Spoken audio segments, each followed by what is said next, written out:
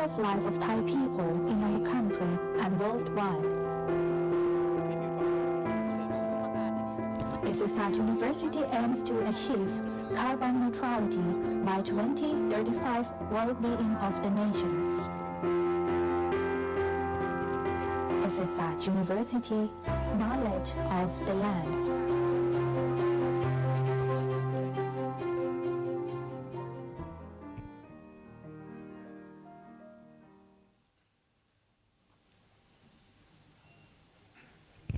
Okay, thank you very much. Next, may I invite Assistant Professor Dr. Watcharapong to give the opening remarks for today. Can we give him a big round of applause again? Thank you.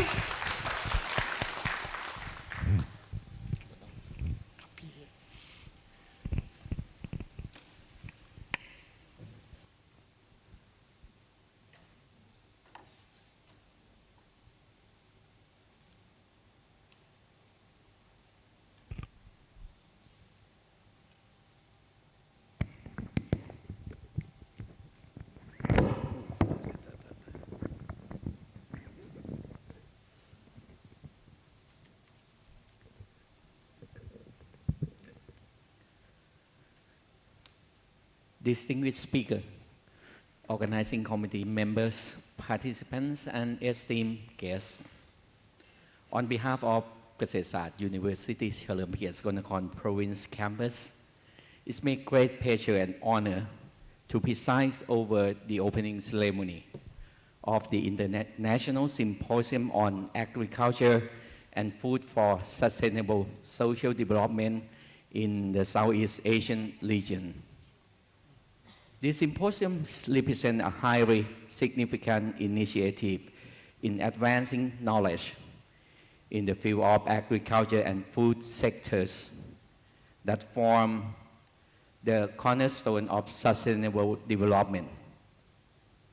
This is particularly relevant within the context of the Greater Mekong sub-regions, which continue to face dynamic environmental, economic, and social changes, providing a platform for researchers, scholars, and stakeholders from multiple countries to engage in knowledge exchange and the sharing of experience is a commendable first step in building international collaboration networks and developing innovative and effective solutions to pressing regional challenges.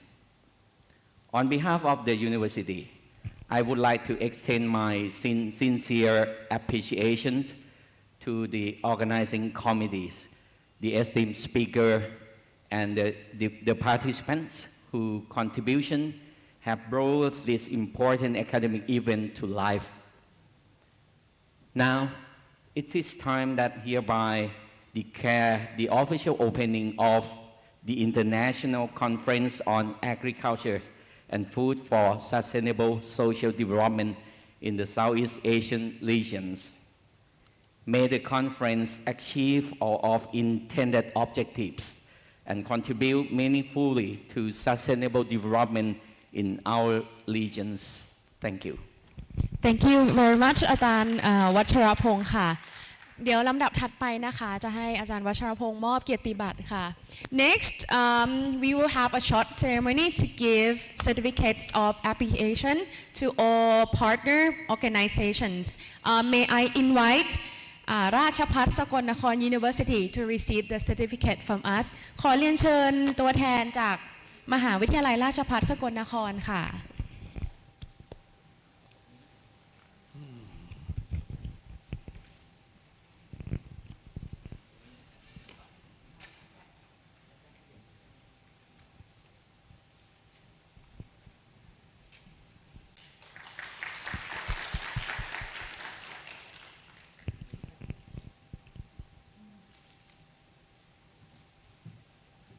Next,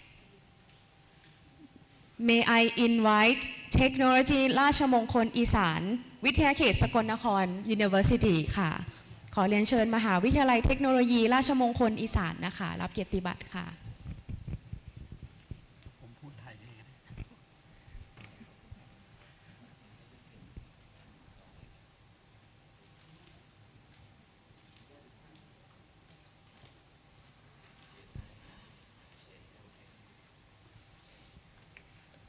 Okay, next may I invite Suvarnaraksha University to receive the certificate from us. ครับผมขอกราบเรียนเชิญตัวแทนจากมหาวิทยาลัยสวรรณเขตครับครับผมท่านรองศาสตราจารย์ดร.สิทธิชัยชัยวงศ์นะครับท่านรองอธิการบดีฝ่ายวิชาการนะครับวันนี้ท่านมาร่วมกับพวกเรานะครับ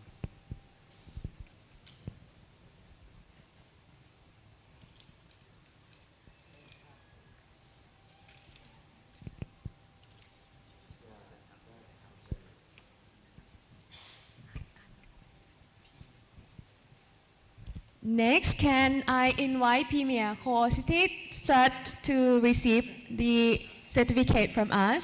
ครับลำดับถัดไปขอเชิญตัวแทนจากบริษัทพีมี Quality Starch 2012 นะครับจำกัดมหาชนครับผม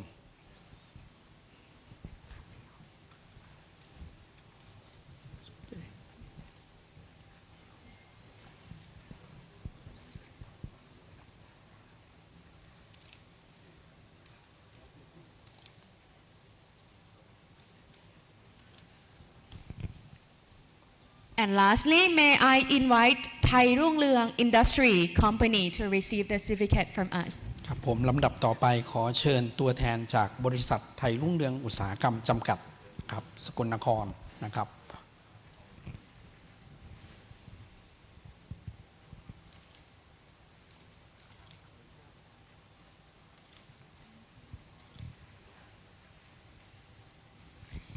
And the next step is we also have certificates to all the speaker today. So can I invite Associate Professor Dr. Apinun Suvarnaraksha ค่ะ Can we give him a big hand?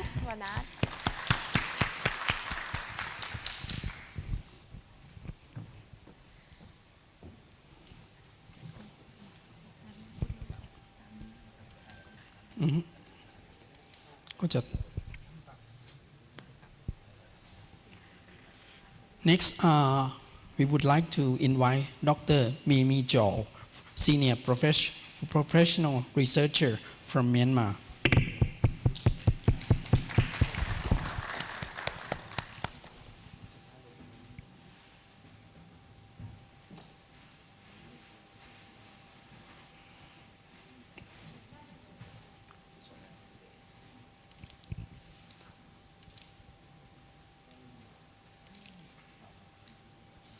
Thank you very much. Next, we would like to invite Dr. Anjali Asana Suvarnakul, Senior Professional Researcher, Institute of Food Research and Products Development, Kasetsart University.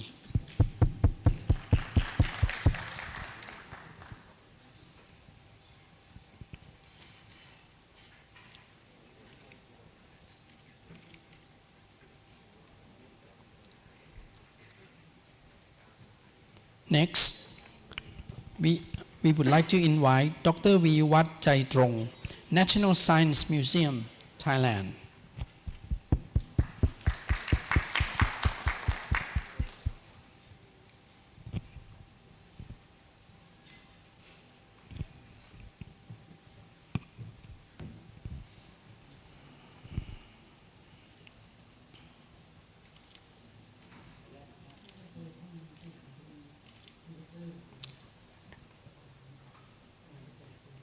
Next, we would like to invite Dr. Miet Monjol, researcher from Myanmar.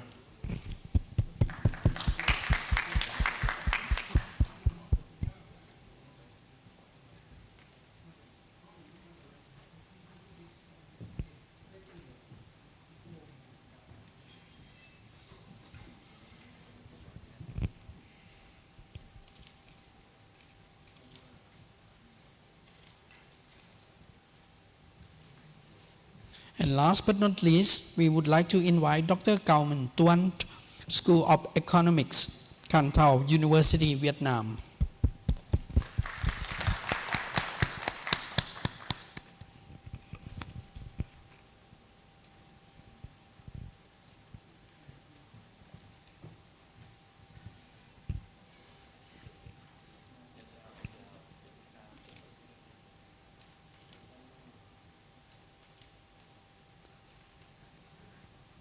Lastly, we would like to invite Dr. Buddhawong Sang Surya from Faculty of Food Science, Suvarnaraksha University.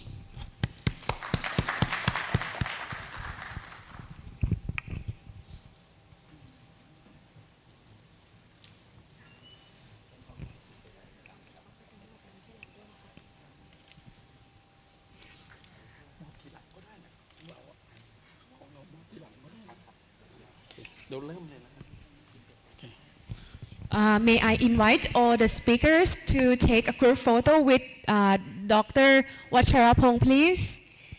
May I invite all the speakers to come up to the front to take photos together?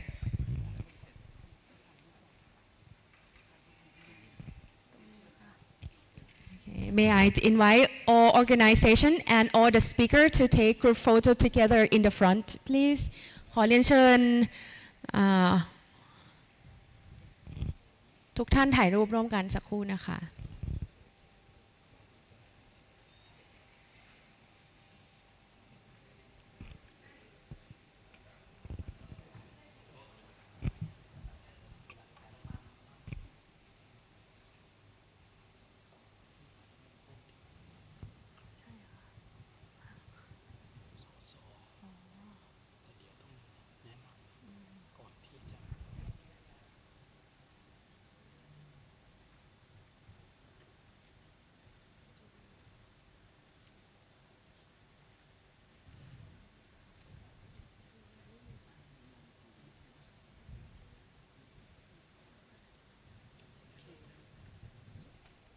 Okay, I think that's, thank you very much, everyone. Okay, before we start our symposium today, I also would like to introduce to all the floors, that we have our distinguished guests from Suvarnaraksha today. ท่านสสชัยเดช ปุยะวงศ์ครับ ครับผม Okay. ครับผม Can we give him a big hand โอเค again? ครับ ท่านเป็นสมาชิกสภาแห่งชาติชุดที่ 9 นะครับ ประธานสหพันธ์กรรมการแขวงสวรรณเขตนะครับ วันนี้ท่านให้เกียรติมาร่วมรับฟังนะครับ เพื่อจะได้เก็บตัวในการประชุมครั้งนี้นะครับ วันนี้ก็ท่านให้เกียรติมาครับ ขอบคุณท่านมากครับ Thank you very much. And I think it's time for our symposium today. Let me welcoming Associate Professor Dr. Apinun Suvarnaraksha to start the special talk today. Can we give him a big hand again? Thank you very much. Thank you. And he will be speaking on the topic of local fisheries management in Thailand for sustainable development. And he is from the Deportment of Fisheries, Technology and Aquatic Resources, Maejo University, Thailand.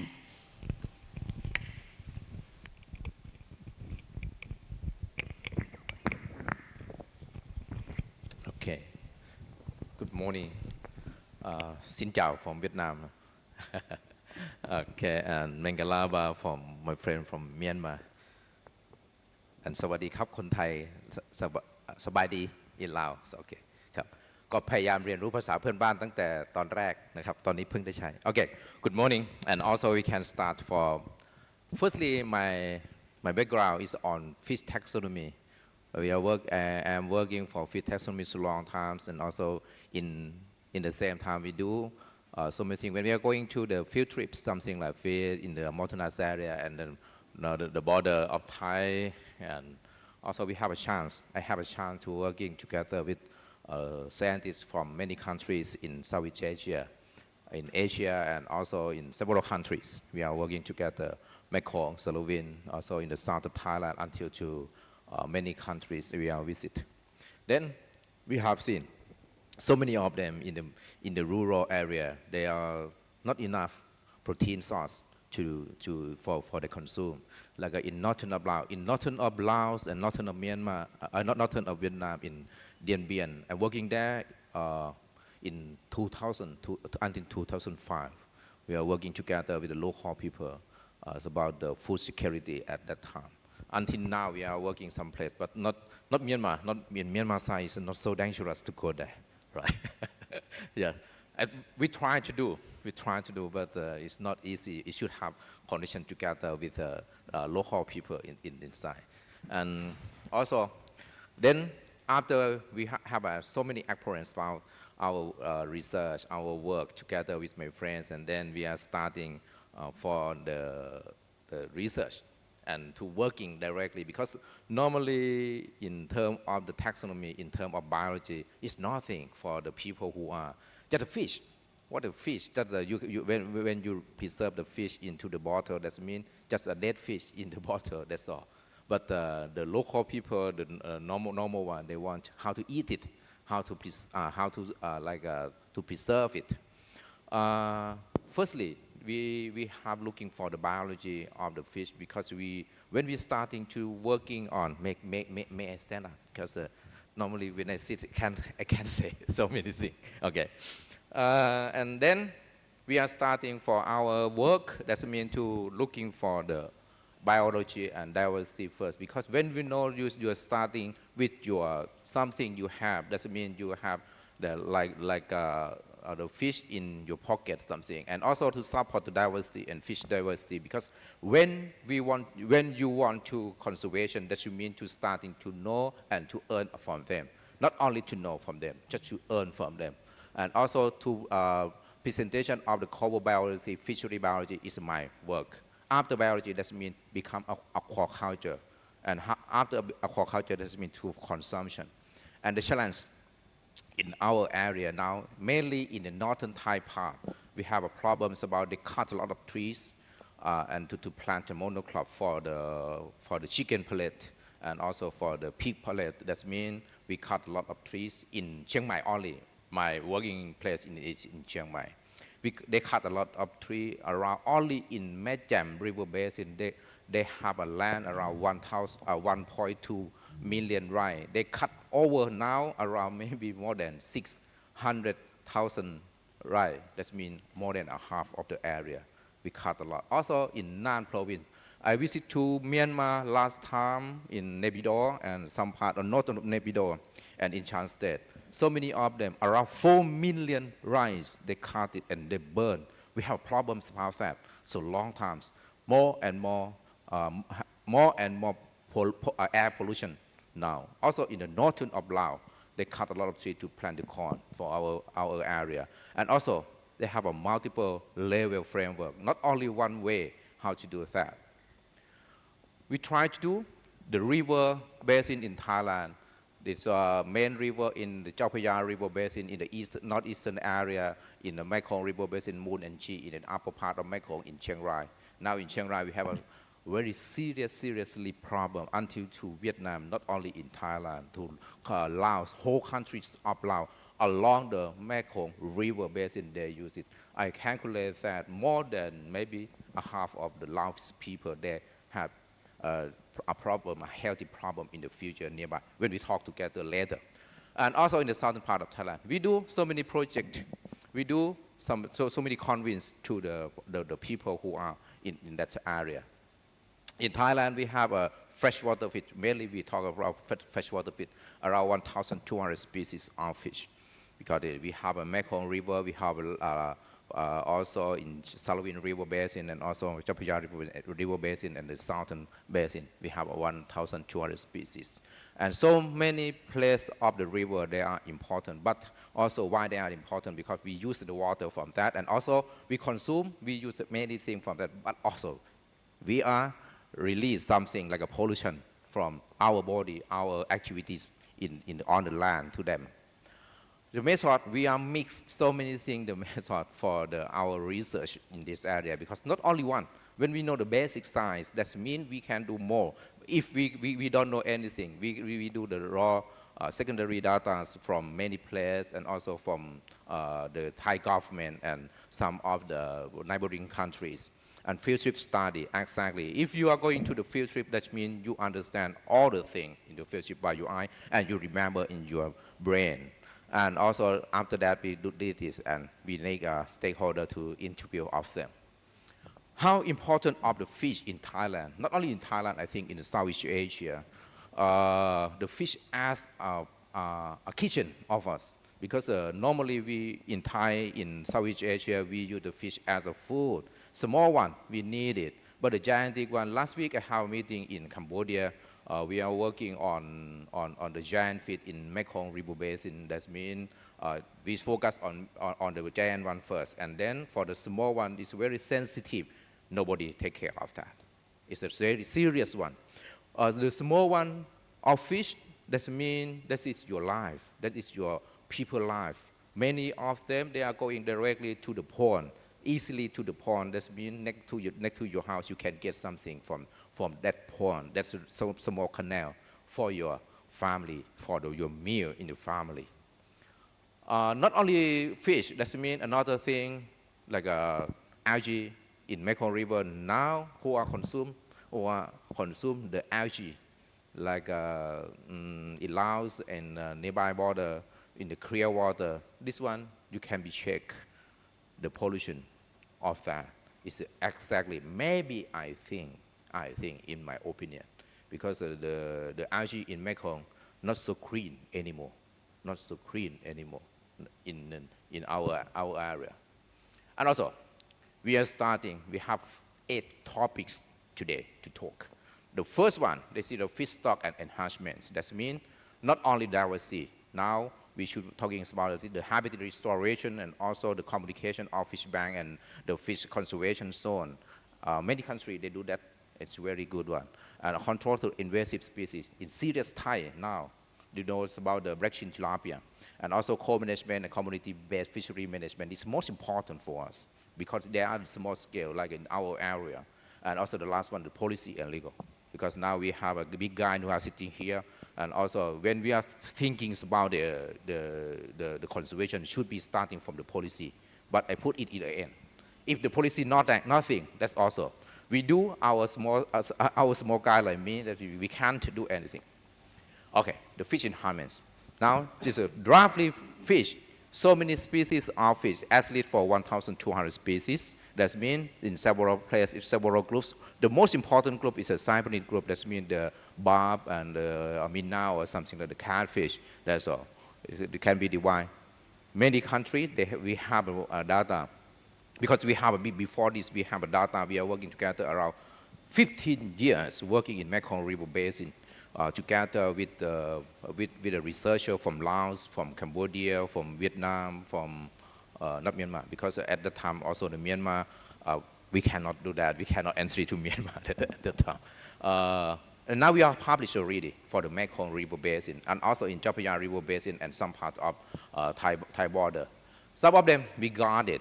And many species also, they have a status in critical endangered species, like this one is in Chapaya River Basin, that's all. Like the Penguin Snitwong CI, the giant one, at least for maybe 200 kilogram fish. And also the Mekong giant catfish, that's one. We have problems about Mekong giant catfish now. They are in Thai, we have a policy to do no need to release the aquaculture fish into the Mekong River main Mekong River Basin. But in Laos also last week I talked to my friends from Laos. They told okay they bought a fish a fingerling from Thailand and then released directly some temple. I don't know, I forgot the temple. But now the population of the Mekong giant catfish is maybe I think is increased in the future by. And also some endangered species like a stingray. The freshwater stingray we have, at least in Southeast Asia, we have 3 species of freshwater stingray. The Chapaya giant stingray, that means around maybe 300 kilograms per fish. The bigger one is endangered. It's very few of them in the river now. And some of the very common, this is betta, it's a fighting fish. Everywhere they have fighting fish. But now the problem, because the habitat is destroyed, and they use a lot of chemical in the rice field. That means this habitat lost. And another one, like this group, many of them, they become decreased. Why? Because the habitat is changed. And we did a lot of things like a pollution into the river. And some of the most important one, like fish. Now, many of them, like a giant carp in Thailand, are live for 100 kilograms, 60 kilograms to 100 kilograms, the giant carp. Now, they are released in Thai government also. They are released the katla. Katla is the fish from Indian carp. That's what we call the Indian carp. It looks like quite similar. And some mistake now. The Thai people, they recognize that one. That is the katla, not the Catlocarpio. That means very close. And also bigger group like walking catfish. In Thai, we release a lot of the walking catfish into the river by the reason to pray of you to be rich, to be healthy, something like that. But you don't know. This one is one of the carnivorous fish. They eat the fish who are the small one, the Thai fish. A lot of the giant one, like fish, in maximum size is about 1 meter long. That means they eat a lot. And also the we call the sucker catfish. Also this one, they are destroying a lot. They can survive every place. Another thing, you don't believe, because that's one from Africa also. When they are now in every part in Southeast Asia, they are distributed. Like in Laos, many places of Laos, in the northern Laos, they have a lot of dam. And then they are released or escaped from the aquaculture. That means many of them. Do you know what's happened with this one? They have a baby in the mouth. And they eat. What they eat? They eat all the things in the water column. And they eat all the things, the small one. The tilapia is more dangerous now, but we never talking about the harmful for the environment in Southeast Asia. Why? Because we use as the food. And everywhere now, and when the habitat is changed, like a habitat change from the running water, become a reservoir, the stagnant water, this group, they are grow very well. And they replace the local Thai, local Southeast Asia species. In the future, maybe some of the reservoir, only them in the reservoir. And some of the ancestors, they are coming. Firstly, the biodiversity significance now, we try to do that. And also ecological rules for the fish species is most important because they change a lot. Why they change a lot? Because now we have no water column exactly. Many of the stream in the northern part of Thai, they become not a water anymore. They become sandy stream. Why become sandy stream?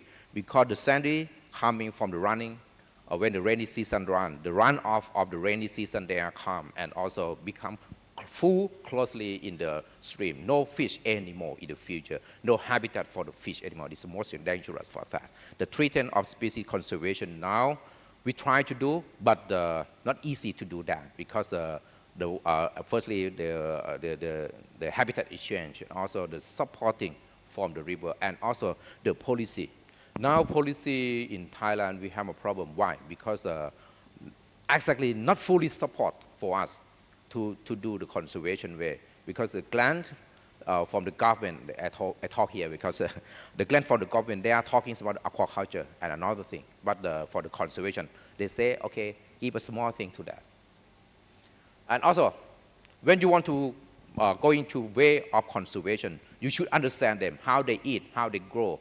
That means 1,000 species, you take a time, at least for 1 year, around of the lifespan. That means some of species, okay, you are lucky if you do that, they have a lifespan for 1 year. But some of species, no, longer than that. 2 years, 10 years, this lifespan. That means you take a long, whole your life to take of it. It's very difficult to do, to make understand of them. After you understand this one, what they eat. For example, this one, the hampala is one of the Japanese who are eating another fish. That means this one, they eat the derail in Cambodia, right? The Hediorhynchus siamensis. This one, they eat also the small fish. Also the small fish like it, they eat another thing. That means the ecology that have a connection together. They are food web. So many food web, they are together. If we lost something, we lost some species, that means you lost all of your lifespan. Also to how to know what they are grow, what they are living there. This is so much contents. Secondly, the habitat restoration. Why is change for the habitat restoration? That means here is a lotic, the running water in the river. When we are changing into Atlantic water, as we changing from your running water in the river, that means in the future, from the running water become a stagnant water. The species here, they lost. The species here, no more in the future when the habitat is changed. Many of dams in Thailand, in Laos, many in Laos now. I have many more than 100 dams in Laos now, right? Many species like it, they are gone, no more. Now we try to do some species in Laos to protect them, like as conservation. We starting for the project now in the northern of Laos, and also maybe the southern in Suvarnaraksha. For this one, from the lotic one, they are changed into another species. They are coming, not a real species at all in the river, no more. That you lost a lot of things. This one mainly very few in number, and another alien species. Another alien species, they are coming. The alien species now a lot of things also in Thai, at least for food and for ornamental fish, at least maybe 100 species we are introduced. Some species, the bigger one, but they don't talking about that. Many species now in Mekong River, you can get some information from the sturgeon in Mekong River, and also you can get some information from the rainbow trout in the northern part of Laos, something like that. They are culture that. And many in the southern Laos now, I can because I have been to so many places in Southeast Asia and visit to many places.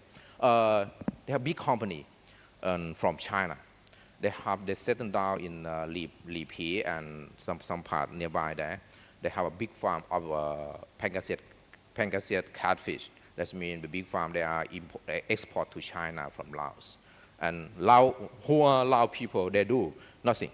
They do nothing. This is more important. Why? Because they have a cage by themselves. They dig the pond by themselves. They use the water directly from upper part of Li Pi directly to the border, to the pond. And they do as in the mouth of the river in Vietnam. And also, this one is changed. The population is changed. How we understand this? We take a time. Do you know what this research, both two slides, I took a time for 10 years to make understanding so many fish. Because one map, one picture take a lot of time. Now, the upper part, we have a species like it, but the inner of the reservoir completely changed. And though you know the bottleneck and the Iceland, they call the Iceland isolation or something like that. The fish here, they are a part of that. And the next generation, they're weak. The genetic is weak. And weak. In nearby future, not more than 30 years, everything is changed.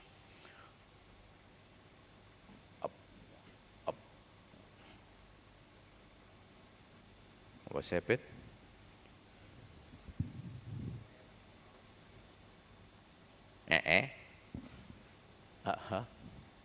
Can you help me, please?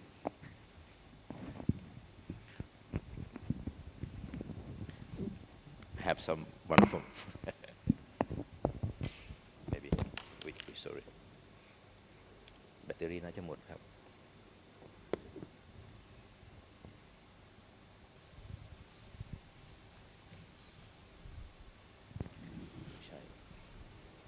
We should hang over last night too much beer อาจารย์ปิยะนันท์ครับในระหว่างที่รอ may I ask you some question while we are waiting here so what do you see as the weakest point in policy enforcement for sustainable development in Thailand? Yes, thank you. Now we try because we have a very few of the scientists who are working on the conservation, who are firstly not conservation, firstly from the biologists. We have very few working on the biologists in Thailand, especially for the taxonomies, because taxonomies is the ground step, the first floor, not the first floor, just the sand on something for the construction, that's all. But we are very few of them. In fish taxonomy, in Thai, they are function just only not more than 10 people. 10 guys, they are working of that. That's all. Whole Thailand, we have 1,200 species in the freshwater. We have 3,000 more in marine. We have very few of them. We have the guy who are working on the ants, just only 1 or 2 people they do that. The first thing. The second one, the undeveloping country like us, we can say undeveloping country like us. We can say, why I can say like this? Because normally for the government, they are talking just only like a story they have. Right. They never get anything like a sincerity for the scientists. Never. Why? Because just only 4 years in the terms. The minister here, who are minister here, I don't know, in the future maybe, who are sitting here, please, because why? Very short term for them to make a conservation policy. When you do the conservation policy, that you make a lot of time. I told you this picture, 10 years. I'm working on this very seriously for 10 years in one reservoir, that's all. Take a time, but they can't wait. And also when the new government they are coming, the policy is changed, it's shipped. Sometimes it's shipped, exactly, it's nothing you have done. This is the main point, sir. Thank you so much. Okay, it can be going on? Okay, great. Yes, and also the key for the restoration. Now, the problem here, what happened there for the local government. Everywhere in Thailand, we have a big problem. Not only for the lowland, also in the mountainous area. When the local government, they have a lot of money to do. Every year they have a project like this. They dig the river, they dig the stream, they dig out the sand. Do you know what's happened after a week? What's happened after that? That means the sand is coming again because of the running water. And do you know why the river is curved, so many curves? Because the strength of the river, the base rock of the river. That means make you have so many of the micro habitat for a lot of fish, for a lot of small insect, for a lot of, what do you know, one of the rock, a small rock like this in your hand like this. Do you know how many species of that in the stream? At least more than 100 species of the biota. That means algae. So many algae on the rock. So many of the small fungi on the rock. So many bacteria on that rock. And the biofilm, they make a biofilm. What's happened to the biofilm on the rock? That means when the baby, the young of the nucleus of the insect, they are coming. They are eating already shiny on the rock. And the bigger one, the bigger aquatic insect, they are coming to eat it. Like they're starting from that rock. If they have no rocks in the river, they have no rocks in the mountainous area. Now in the northern Thai, the serious problem. Why? Because we have a sandy stream. We have not a rocky stream anymore. That means no fish, no food for the fish. This is more important for that. Then when we are do like this, they pay the money. And do you know who is the owner of the construction? The owner of the construction, that is the guy who are closely relation together with the local government. That's it. This happens. And they do like this everywhere now. And after that, after 1 or 2 years or 3 years, they change, become a concrete. That means no more fish, no more sandy. In the sandy, some of the insects can be inside. The fish can be, some of them, they can be fine. But after they change into the concrete, nothing. They kill the river, they kill the stream by themselves, by, I don't know. Yes. If we can restoration, now we try to do, we give them the education. Closely success in Thai. Now we try in the mountainous area, give them the information about that, and also to talk with them about the you can give us for 1 kilometer or 2 kilometers for the conservation area. Now we try to do, and we have a closely cooperation together with Deportment of Fisheries Thailand. And also now I told you about the sandy river like this. River become a sand. And what's happened here? When the rainy season coming, it's flooding. Because nothing lower, nothing in the pool. Because normally in the river you have a pool, a deep pool in the river also. The river is dead in Yom River. I have so many times working on the Yom River about the conservation. Also the same thing. They're digging, no pool anymore. If there's no pool there in the river, that means no blue stock. The big one cannot be survived in the river. Also the communication. This one, the community food fish bank. That means you should do by yourself. Now we try to do because if we are waiting for the guy who want to come in, we try to teach them. We try to do maybe the high technology. Some of them they have a good one. If they can be culture the fish by themselves in front of the house, they don't go into the river. They don't go into to catch the fish. And also not only fish, that means the frog and another thing, and to support them to do like another thing like for the fish, food processing to preserve and to more can be selling and can be reserved longer and to do something. Yep. Not only me. Firstly, this guy is a mountainous area also, the current in Thailand. They're going to collect the fish here, and many of them they use some of the poison. Some plants have a poison. They hit it into the river, and then they use a whole family a day for their fish for food, a meal, 2 meals, something like that. The current people they are good one because the people who are there, not a guy, not a man, going to fishing, going to find the food, but the ladies. If you are lady in the current group, when you going to collect the food in the river at the night time also. It's a very good one. Why at the night time? Because at the night time the fish are sleeping. Just you use the light, okay, they are stopping and you can pick it up. And also we can teach them how to culture the fish now. Many of them, they can grow the fish by themselves. This one is very good one. Why? Because when we teach them to grow the fish in front of the house by no pellet, no artificial food for them.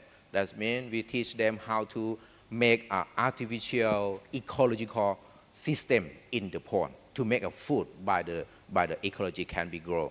Because why? Because the insect when they are coming at the night time in the forest area, not in the lowland like it, they are coming. But if you grow in the lowland, you should have a light to light, and they are coming to laying the eggs into the pond, a small pond like it. Do you know a small pond like this? I can say the project like 365 days I love you. That means whole year I love you every day. Why? Because one day you can pick your fish, one fish for your family meal. That means can be earned and easily and no need to pay. And also we teach them. Also this guy, that group, we teach them how to breed the fish. Now they can do the artificial breeding by themselves in the family, in the village. Now they expand more in the mountainous area. And also for the conservation zone. That means the conservation zone, now we have a reserve that I told you before. We give our information and then we are working together with them so long time. That means please give us the area. Now many of them, and also we have a cooperation together with the local government and also with the Department of Fisheries of Thailand. They can do like this. They have an area to protect themselves.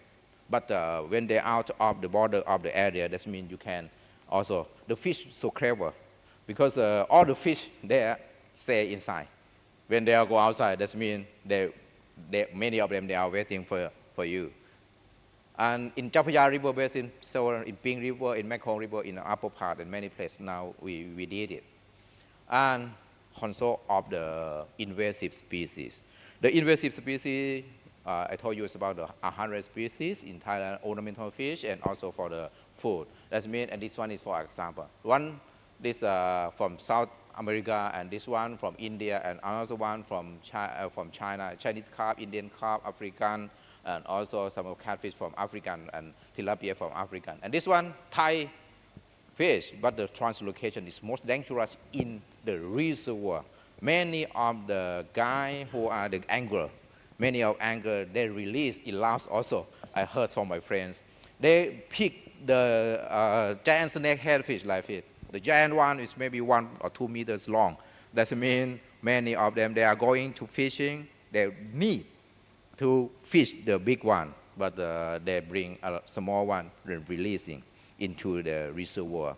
And in the reservoir, the big problem now, many of reservoir, they are destroy a lot. And just only them now in Chiang Mai, in my working place, in Mengat Reservoir and Mekong Reservoir, now very small fish. I have studied around before in 2000, maybe 2010 or something like that. No fish like fish in 2010, and after that they are released. At that time, the productivities of the Mengat Dam around 1 ton a day. 1 ton a day is too high for the local people they can get for their food, for their family, and also for they can be selling for the economic scale in the small village. But now, no more. No more fish in the reservoir. Dangerous, so dangerous one.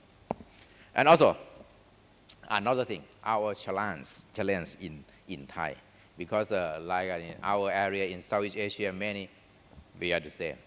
But the Buddhism style, they want to release when their birthday, the celebration from the government, many of the programs, they are released directly. Do you know what's happened that? You lost two things. When you are released the fish into the river, the natural river, that means you lost your money. You lose your money. The government, I don't know another government, but Thai government, they lose a lot of money. What happened that? They release just only a small size of fish. And what's happened under the release, after they release into the river, nothing alive. Just only less than 1% they are alive. You throw your money into the river, that's nothing. The feedback of the nothing. Also, if you are released like a catfish, walking catfish, the giant, the African walking catfish into the river, that means you are the killer. When they are growing up, they eat a lot. We have a problem in Metang River in the northern. We have give information to the local people. We have a hunting day for the walking catfish. Do you know the size? It's around 80 centimeters, 1 meter long. That means many of them a year, how small a year they are eating for the local fish. And also some of species, the translocation, also the turtle, or many of things, we have a problem with that.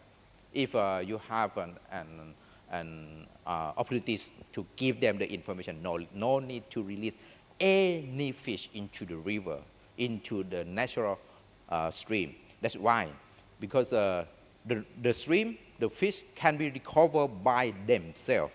If you have time, give the time for them. If you have a habitat, a good habitat for reproduction for them, if you have a house for them, that's all. That's all. No need to release anything. That's a policy. This is a policy. If the policy like it, but something under the carpet, I can't say here, but something under the carpet, the policy like this. Okay, and replacement. That means after the replacement of that, now many of them in Thai, I show you, they are replacement by so many fish like fish. In Sirikit Dam and also in Chao Nen Dam now, we have a problem of this one, the big one, the big issue now in Thailand and also in our part. And in the lower part of Thai, near the border, near the estuary, that means so many of the black chin tilapia. And never, maybe in the future, nearby future is in Cambodia and also is in Malaysia nearby because of the swimming there, not so far. This one, the alien species, I told already, and some of the gigantic species. We want to conserve the gigantic species like giant carp, the Mekong giant catfish, and also the barb, the Assoc. This one, now we have a stock. It's in so many of the dams in Thailand, especially for this one, for Mekong giant catfish, everywhere now in Thailand. They are released into the small dam and also in front of their own, maybe some of them they're working in the own pond in the front of their house. And co-management should be working for the co-management because not only us, there should be approach for the government, communities, and also the scientists should be working together. If we don't working together, that means nothing. We lost all the things. And in Thailand now, we have a key point like the community-based management. Now it is nearly everywhere because in locally in the district, until to the district, the Department of Fisheries, we have a program to give them to working for that, the policy, and also the trade.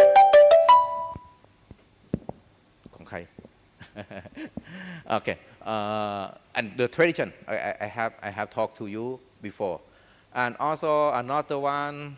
So back.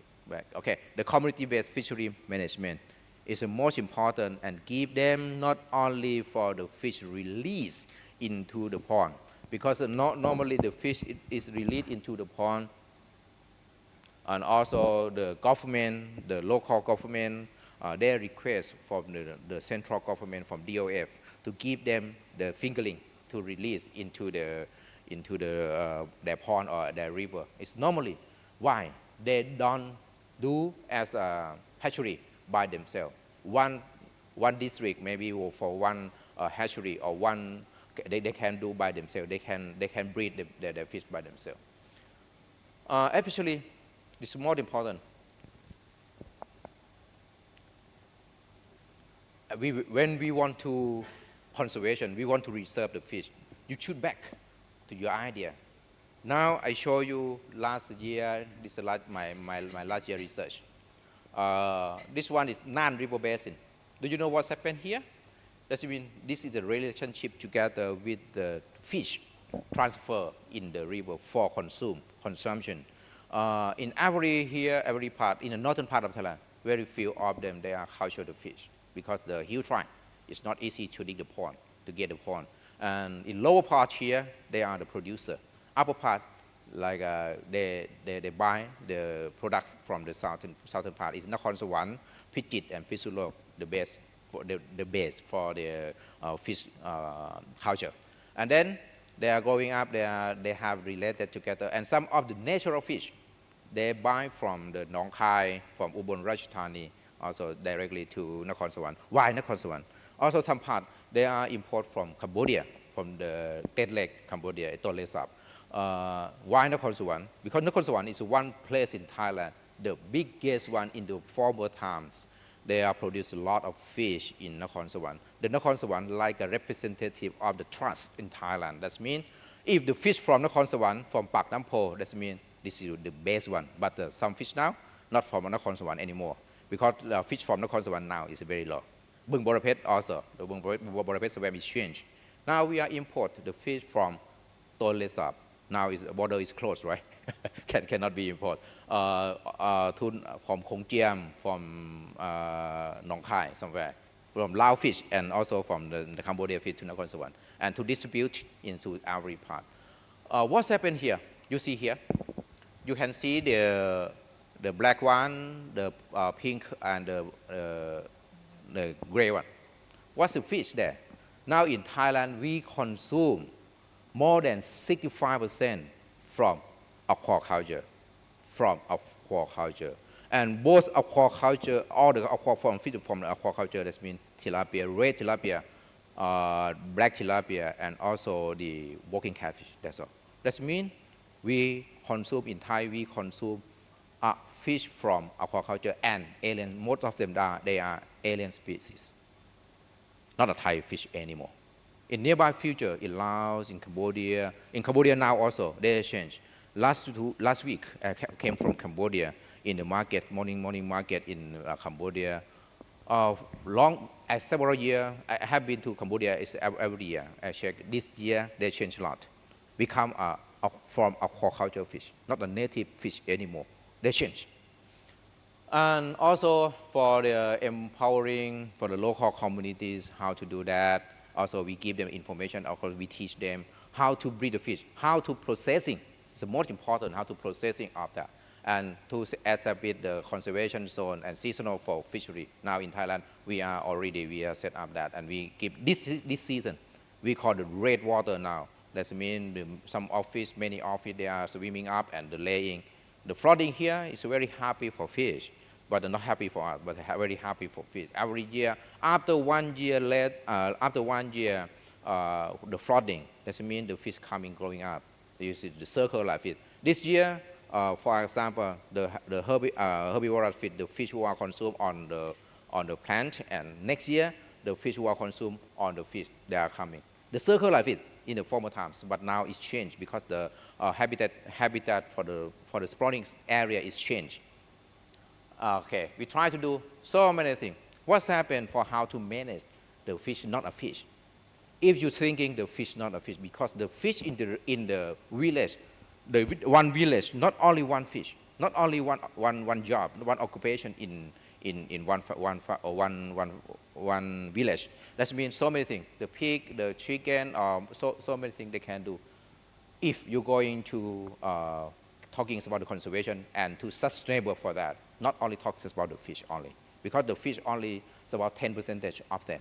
In 9%, more than that. They are going to the rice field, they do the rice, they culture the pig, they also another one, so many things. Some of them, they are food processing.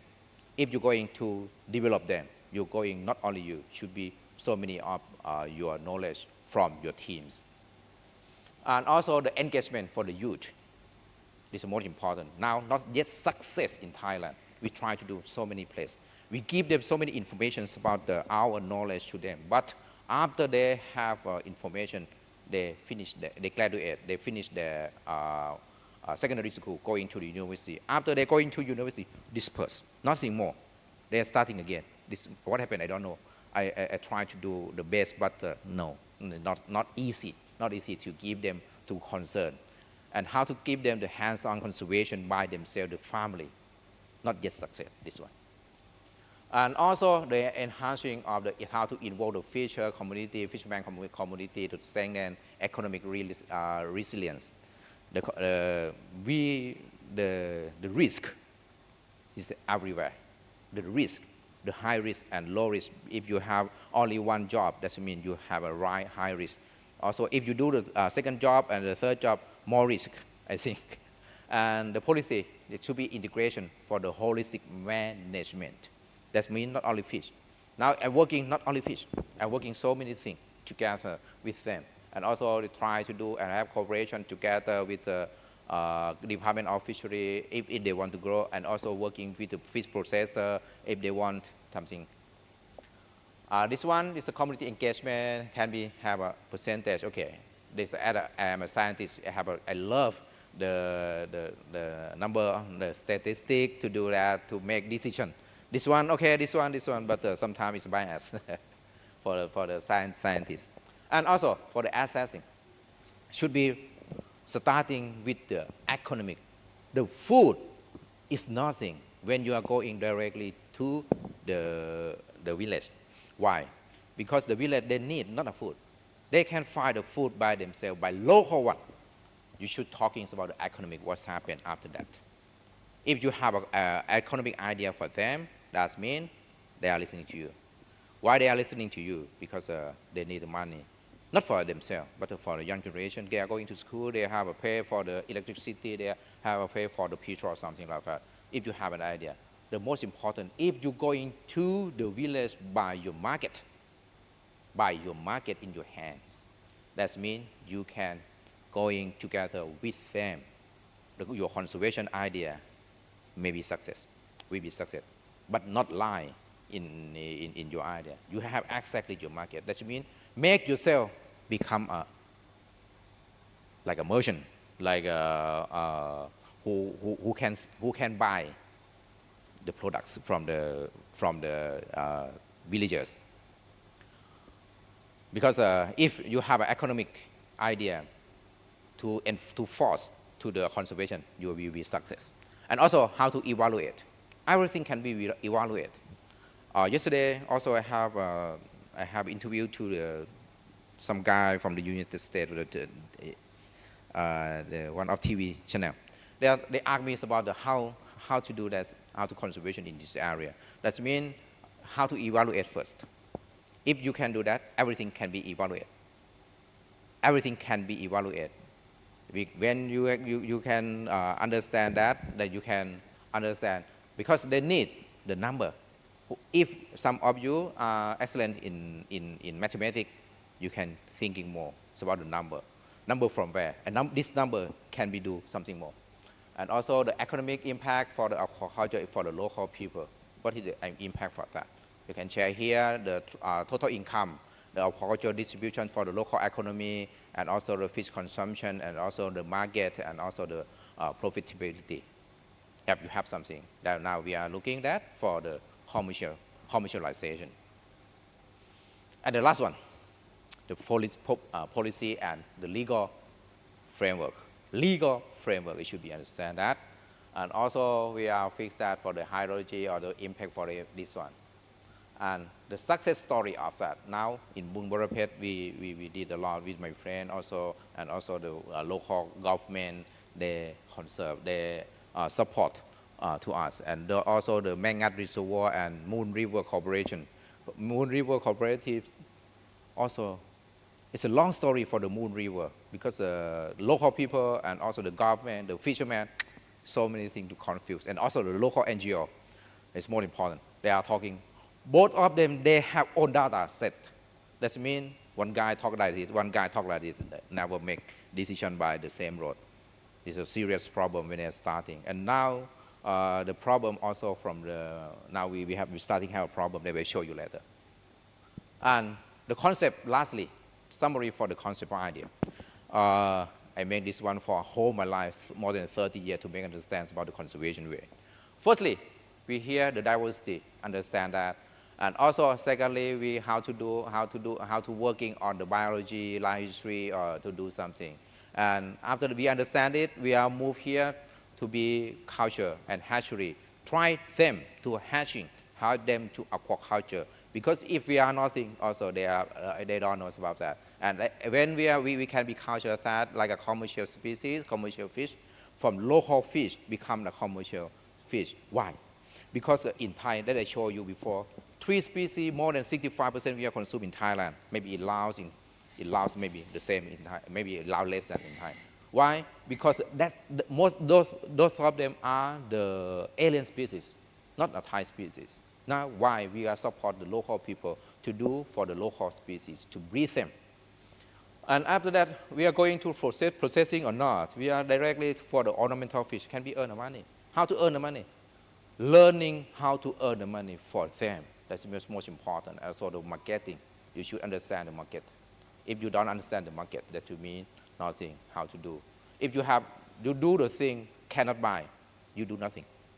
And also give them like a honorary for that. The government can give them the prize, and you can give them maybe the 1 year's time to have like a competition together with the whole system of the like a Mayom system. Now we try to do in Mayom. We try to do that. For give them the honorary, okay, you are the first place, something, gold medal or something like that, for the successfully for the resources stabilization. And the conclusion, this one is more important for us. I want to talk for 1 minute for you. The rare earth is very seriously in Thai border now, because in my hand we have a result from the lab. That means, do you know what's happened? The mercury in your blood just only not more than 35 ppm. 35 ppm, 35 ppm. Do you know what's happened in the fish there? In Mekong River now, it's around more than nearly 2,000 times of that. 1,000 times of that.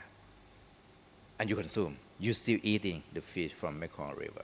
That means this one is a serious problem. Do you know why?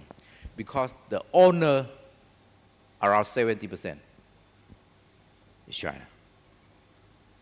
And you know the second one, the third one, also the Thai people. And do you know this is high technologies you have done. Also in Laos, they have a northern part of Laos, also they have a rare earth, but it doesn't show in this map.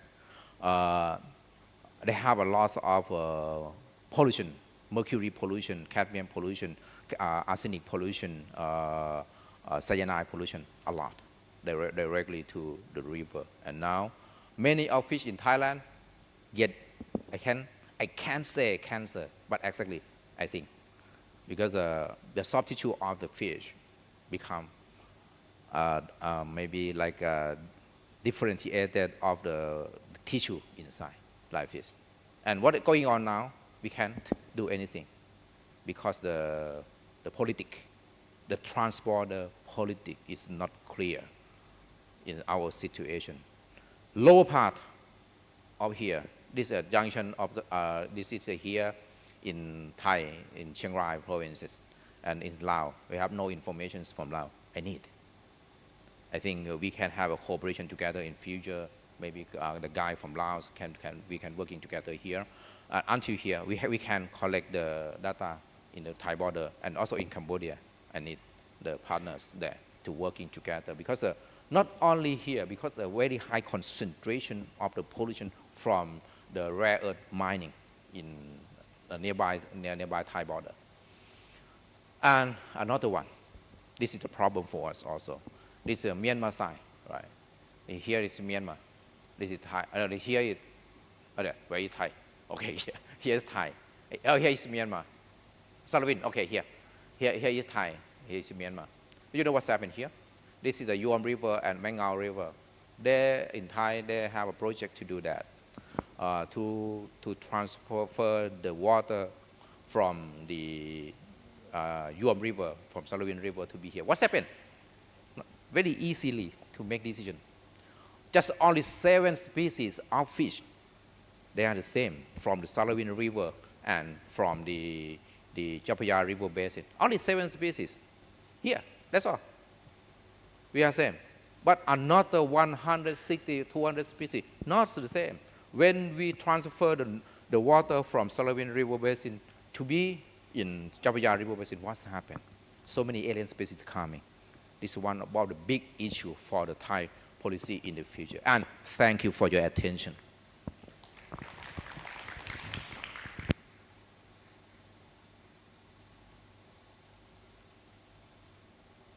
Thomas. Yes. ขอบคุณมากครับอาจารย์ท่านรองศาสตราจารย์ดร.พินันท์นะครับพอดีผมมีคำถามนิดนึงในฐานะเป็นคนไทยอาจารย์ครับสถานการณ์ของปลาหมอคางดำตอนนี้เป็นยังไงบ้าง Okay, the situation So of the I asked the update situation of the black chin tilapia from him. Okay. All right. Do you know who the guy who are talking about the cyanide to kill am at that time? If you are following the news in Thailand, why I talk like that? Because the most important, the tilapia. I have a friend from Ghana. Ghana is origin from black chin tilapia is origin from Ghana. Do you know what's happening in Ghana? Everywhere also. But in Ghana, they have a control by the local species. Some local species they have competition together. But this species can be stay in 160 ppm of the ppt of the water, of the salt in water. Very salty, they can be survived until to the fresh water. Everywhere they can be survived. And also, when they're hunting, like I can use hunting. Why? Because they use the group hunting. And the situation now, the distribution to nearly to Chanthaburi in the eastern of Thai, nearby, not so far to Cambodia.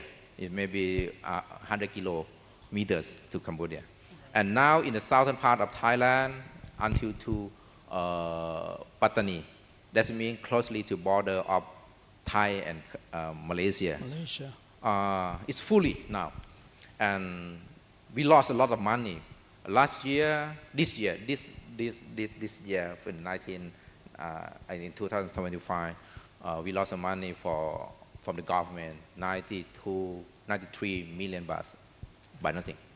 And also, we lost the economics more than 5,000 million baht for the economic growth now because from the aquaculture, from the shrimp, something like that, they are destroyed all.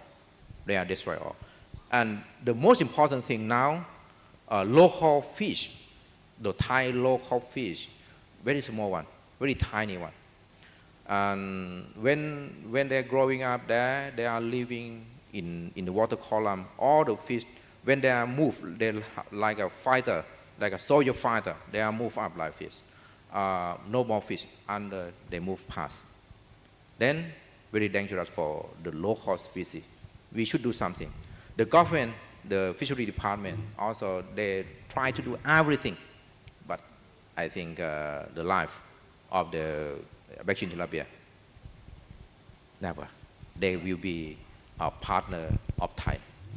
You got to try to cook them something. Yes, of course, try to cook, but not to eat easy them. as an animal on the land. Right. Because everywhere they can go. They're going directly to the coral reef area. Okay. The coral reef area that is far from the sea, at least 1 or 2 kilometers from the shore. Yes. มีอีกคำถามสุดท้ายครับอาจารย์ ถ้าเราจะทำบุญด้วยการปล่อยปลาที่สกลนคร อาจารย์แนะนำว่าควรจะปล่อยปลาอะไร No. ไม่ควรปล่อยเหรอครับอาจารย์ No. อันนี้เป็นภาษาไทยก็ได้ครับอาจารย์ Okay. In English we can translate. All right. English, yes. Okay. Why? Because when you release your fish into the natural water, do you Okay. know? One picture. I will back to the one picture. No. Okay. Okay. No, that's okay. You remember the picture with the one fish? Back. This is more important. Thank you for your question. This one. Like if Yes, we this want one. to release the fish, should be like local fish. Yes, should be local fish, live fish. For example, this one. At least for 1 year, to make understand one อาจาร fish. ย์อันนี้กระสูบจุดใช่ไหม กระสุบขีด อ๋อกระสูบขีด They consume so many fish. And what do you know this one? They are consumed on the plankton. And what happened with the plankton? There's so many plankton. And the seasonal of the plankton, they are different. And so many things. If you are released your fish, you are maybe you're hatching from your hatchery, right? And you are released that. Do you know what's happened in the circle? For example, this one. What's happened? You have a wife, right? Yes. Yes. Okay. For example, it's easily to make understand. Okay. You have a wife. Once a day, you have a wife, you have a son, you have a daughter in your house. Okay, four of you in your house. Okay. Once a day, you bring another new wife coming into your house. What's happened? That gotta be fun. Yes. What's happened with your wife? What happened with your daughter? Okay. The same thing when you are released, another fish not in your family, not in your house. That Okay. easily to make understand. Okay. Okay. Thank you. We also have like some question from Yes, please. Yes, from online. Okay, อาจารย์ please.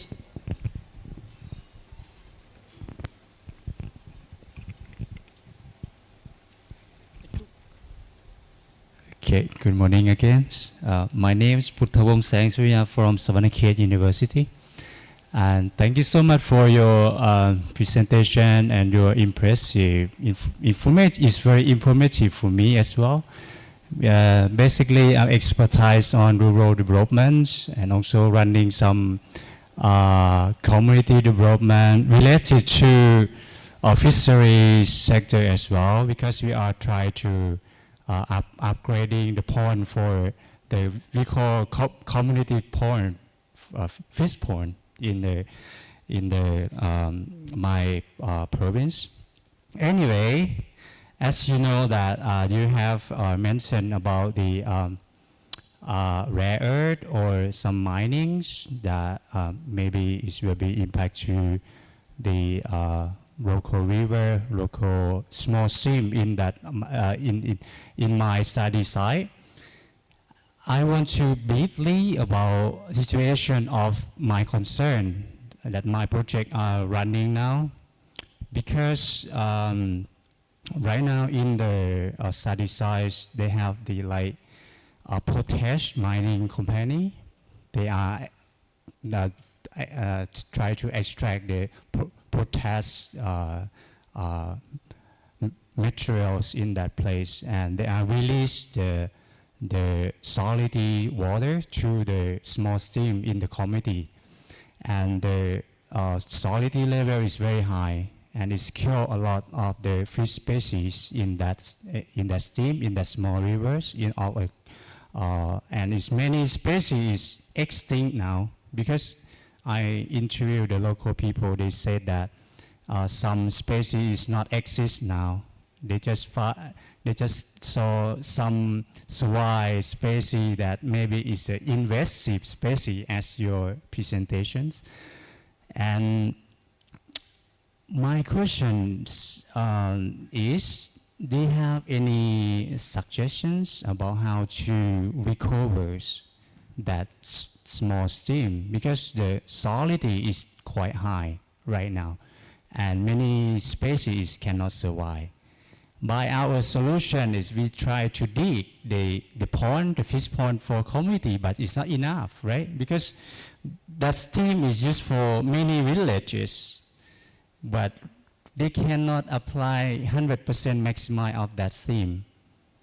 So do you have any suggestion based on your experience that the developing country like Laos that welcoming industrializations, but besides, we have the side effects of that pollutions a lot to community. As me, the rural developers, and we want to see the community get better livelihood, but with small impact like that is not enough for, because the stream really long kilometer, but we just dig some pond for them, but it seems very small impact. We want to recover that stream more than dig the pond. Thank you, Professor. Thank you for your questions. Okay, I have an experience like this. For the salinity in the river, it's not in the river, you know. They are sinking into the soil, deeply into the soil, deeper, because sodium chloride, they have a molecule and they move down very fast. And also, we cannot bleach it. We cannot bleach it in the nearby slowly. In Thai, longer time, for example, in the southern Thai, in Nakhon our former king Ramadanai, he had a project there to bleach the salinity, but no, not a success. Why? Because they are very sticky and never remove it like this. Now, before I answer your question, I will back to the root of the problem. Why in Southeast Asia now we have a problem, big problem, and more big problem in the future, especially in Laos and in Myanmar. Because very few people who are, we still have a lot of area, a lot of place. For some country, they are coming to recover glyphosate. They need it. If your inside your policy is not stronger, because when you do the rare earth, when you do the mining, that means very big problem in the world. But in our area, I don't know what's happened. I just heard about the problem also, not so long, around maybe more than 1 year. I heard about the rare earth in Myanmar and then somewhere here in Laos. If we have cooperation together along the Mekong River and give them the information about the scientific way by our work, and support to some guy like MRC now also the MRC, maybe some guy working for MRC here should be talking together with the scientists more, because we want to do that. Back to your answer, back to your question. That means your question now. Exactly, you can't remove it. That's river will be dying closely. Take a time to do that, at least for maybe 10 years, something like that. And if you want to dig a pond, a small pond for the people, okay, we can talk together later. It's easily to do that to support for your villagers. I have a very low technology and support can be supported 365 days a year, love you, something like that, we can do for the people to support. And we can select some species of fish to be cultured, to grow there. And not only fish, maybe some of the protein sources. We can grow the protein source by themselves. This is a rural development exactly by themselves. No need to support from any government. They can do by themselves. They can own it by themselves. Yeah. Please keep the contact later. Yeah. Okay, thank you very much, Dr. Apinun. thank I you. think Thank that's you so a much. very insightful presentation today. Even though I work in language department, I think I have acknowledged a lot of things today. Thank you very much. I think this is very insightful. And I think it's time for the next speaker. May I invite Dr. Mimi for the next topic, please? Can we give her a big hand for her?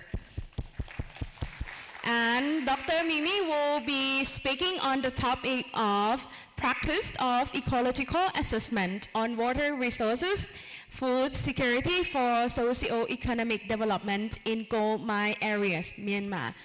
Let's invite.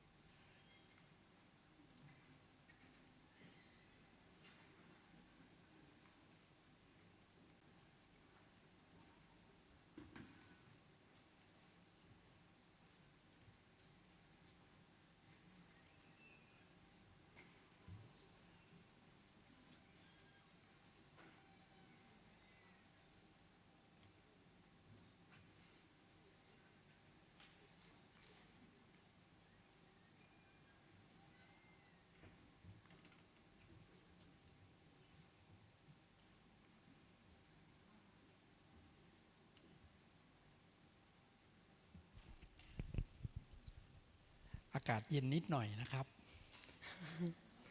ครับเราซ้อมที่จะเป็นเรามีขั้วโลกเหนือนะครับตอนนี้อากาศเย็นนิดหน่อยนะครับระวัง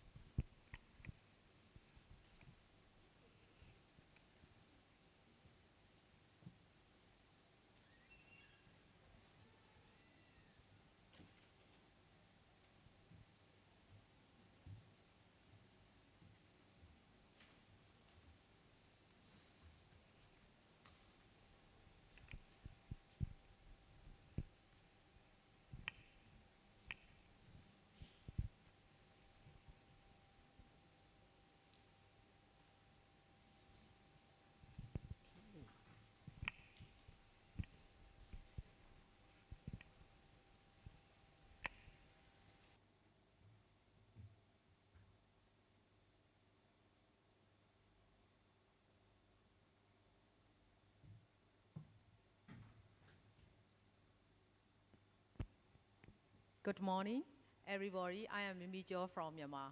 I'm very happy to share my knowledge all of you here. Thank you very much for your precious time.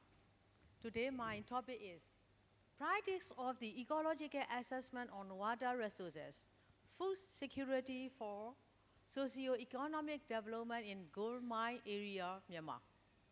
Please let me share my knowledge. Okay. I think here is better. This is my brief biography. Yes. My presentation is divided into 6 main parts: overview and introduction, aims and objectives, materials, method, result discussion, and conclusion. Significance of the research, and finally, recommendation for future collaboration. Yes, in the first part, I would like to introduce about the overview and introduction of my research tasks. Nowadays, there are polluted water resources. This is because ecological degradation due to increasing of the gold mine zone in Myanmar. Because this is the mainly challenges on the tremendous impact on food security. On the other hand, we need to improve the socio-economic development of the local community, this impact on food security is increasing day by day. That's why local community in my study area, we are focusing on ecological perspective on food security. That's why we carry on the water resource conservation approach, especially the physical-chemical analysis. That's why I choose my project area is gold mine area of the Singhu Township, Mandalay region. There are mass production of the gold mine in this area because these gold mine areas are linking the water bodies of the ponds, brooks, streams, branches, and lake, river, and its tributaries in this area. That's why in this area, the residues of the gold mine are thrown into the stream, lake, and water resource. This is the weak knowledge of the local community. That's why it is challenging on the food security because chemical including the methyl mercury, this is the residues of the gold mine production. This is the very dangerous for all food resources, especially threatening human health and all aquatic life, especially survival of the fishes. That's why we need to carry on raising the public awareness that is mainly on conservation of water resources, food security, and also the socio-economic development of the local community. In this regard, it is vital importance to cooperate the stakeholder responsibility in order to mitigate impact and also reduce the sources of the impact of the gold mine zone, especially in this area. That's why the key factors are we need to secure the food sector and as well as improve the socio-economic saturation with the criteria of the Sustainable Development Goal. Nowadays, there are many small-scale gold mine zones in this area. That's why we can see the environmental impacts on the water bodies, especially on these impacts are affecting especially on the agricultural field and crop, cultivating paddy, and also the various kind of bees, and mainly chicken bees, tomatoes, and chili, etc. Similarly, horticulture's area, fruits and vegetables, mango, jackfruit, bananas, dragon fruits, lime, citron groups, betel, mustard, and cabbage, these are cultivated in this project area. That's why we can see a lot of the residue of the gold mine in this area because these are the directly as well as indirectly related with the water bodies of in this area and also stream, lakes, and water sources. In this regard, we can see a lot of the environmental deterioration on the healthy life, livestock, fishery, agriculture, and domestic sector. It is because the touching of the mercury and its disposal of the waste.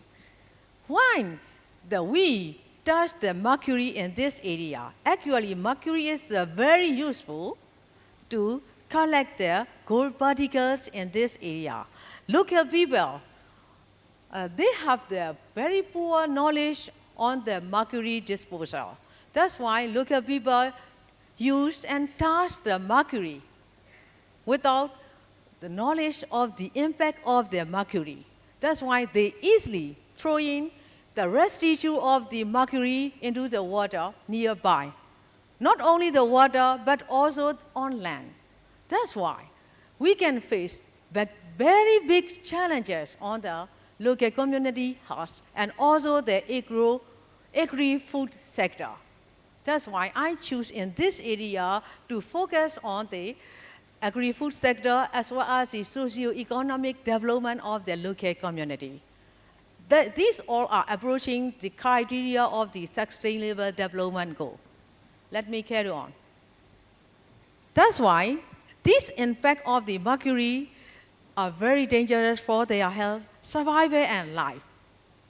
And it is because I already told you there is a knowledge gap on the healthy life and food security, and also the food product from the agriculture, horticulture, crop, farm, pasture, lake, stream, and even river. This is because the residue of the deposit chemical methyl mercury thrown on land as well as the watershed.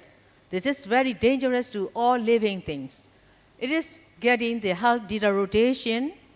It is because the ingredient of the protection from the agriculture, fishery, and dairy sector. This is due to the impact on the water resource and its tributaries, especially the freshwater fish. Similarly, there is a facing the human health deterioration. According to my interview in this area, the local people are facing their eye deficiency. Eye deficiency. It means the deficiency of the eye vision because of the powder of the air pollution in the air. There are lots of the particles of the air pollution. That's why they can face in their eye retina. That's why their eye vision is not very clear. According to my survey in this area, I recognize their vision and the eye color.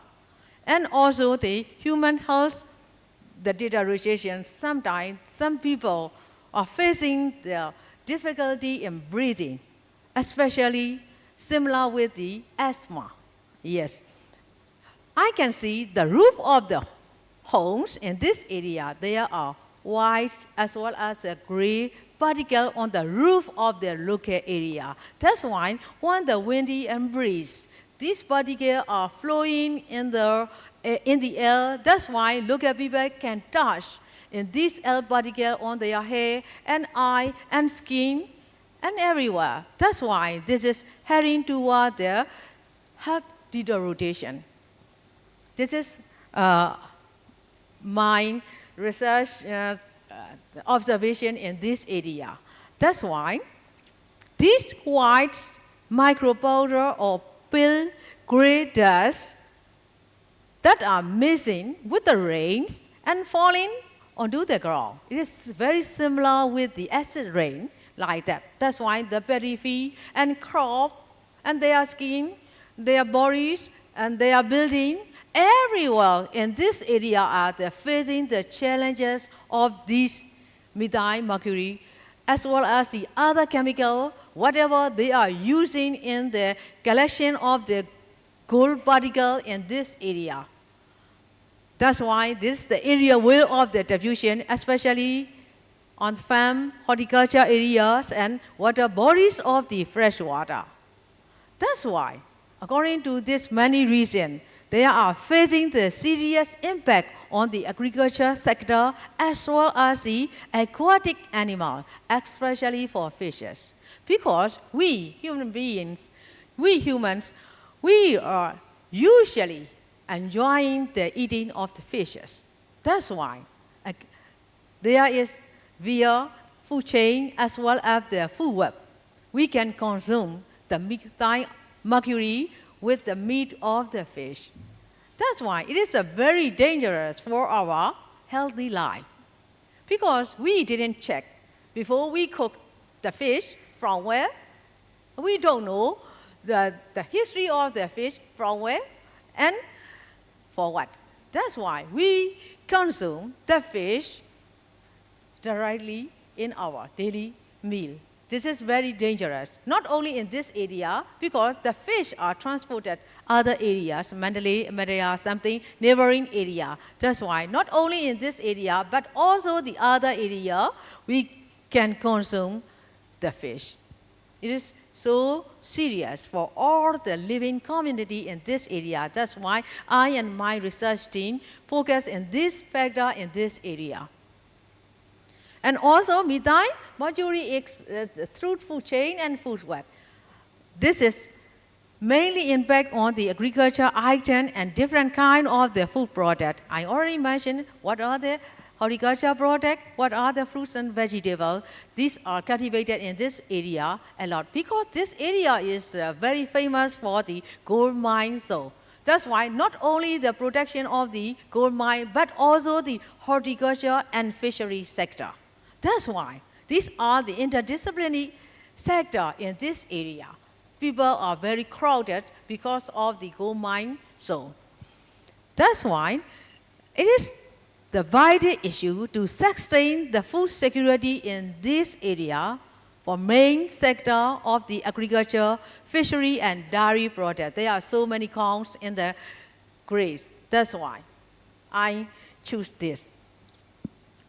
Local people, actually local people are neglect side effect of the toxics due to anning as well as their daily survival. That's why I continue my research in this area, especially the water quality regarding the physical-chemical analysis is of vital importance for this area. Actually, according to my research in this area, water qualities and I have found the ecological deterioration a lot. That's why I construct the systematic conservation frameworks with the standardization of the water bodies. It is a dangerous condition for human well-being as well as the aquatic life.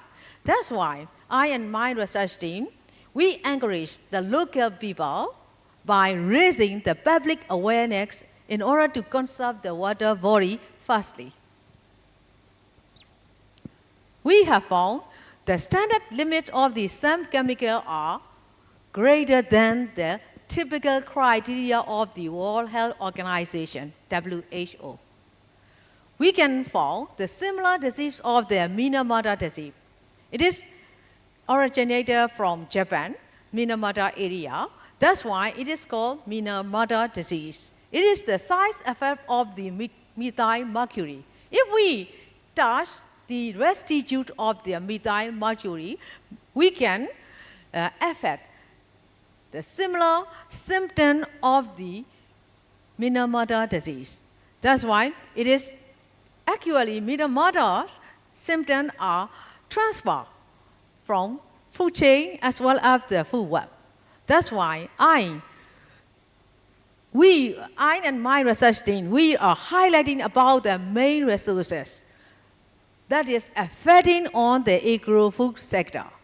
That's why we survey agriculture farm as well as the aquatic ecosystem. That's in this record, we can find the deterioration through the food web and also food chain. Water quality analysis and also the degree of the ecological deterioration and its main sources from where and why. Why, how, what in this area we analyze step by step. Actually, in this area, it is increasing the environmental deterioration because of the environmental toxic and also its residue. Actually, tremendous impacts on the local community.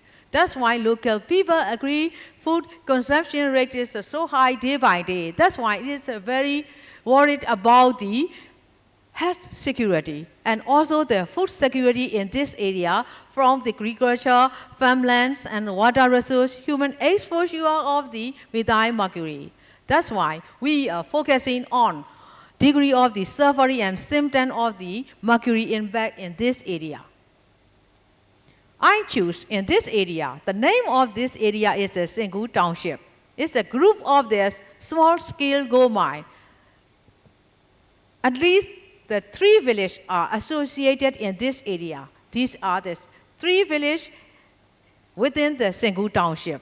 That's why local community in this area are eating for earning and eating the local fishes because they are earning for their livelihood by making the gold mine in this area. That's why environmental deterioration in the vicinity of the gold mine area with the various tremendous impact on these local people.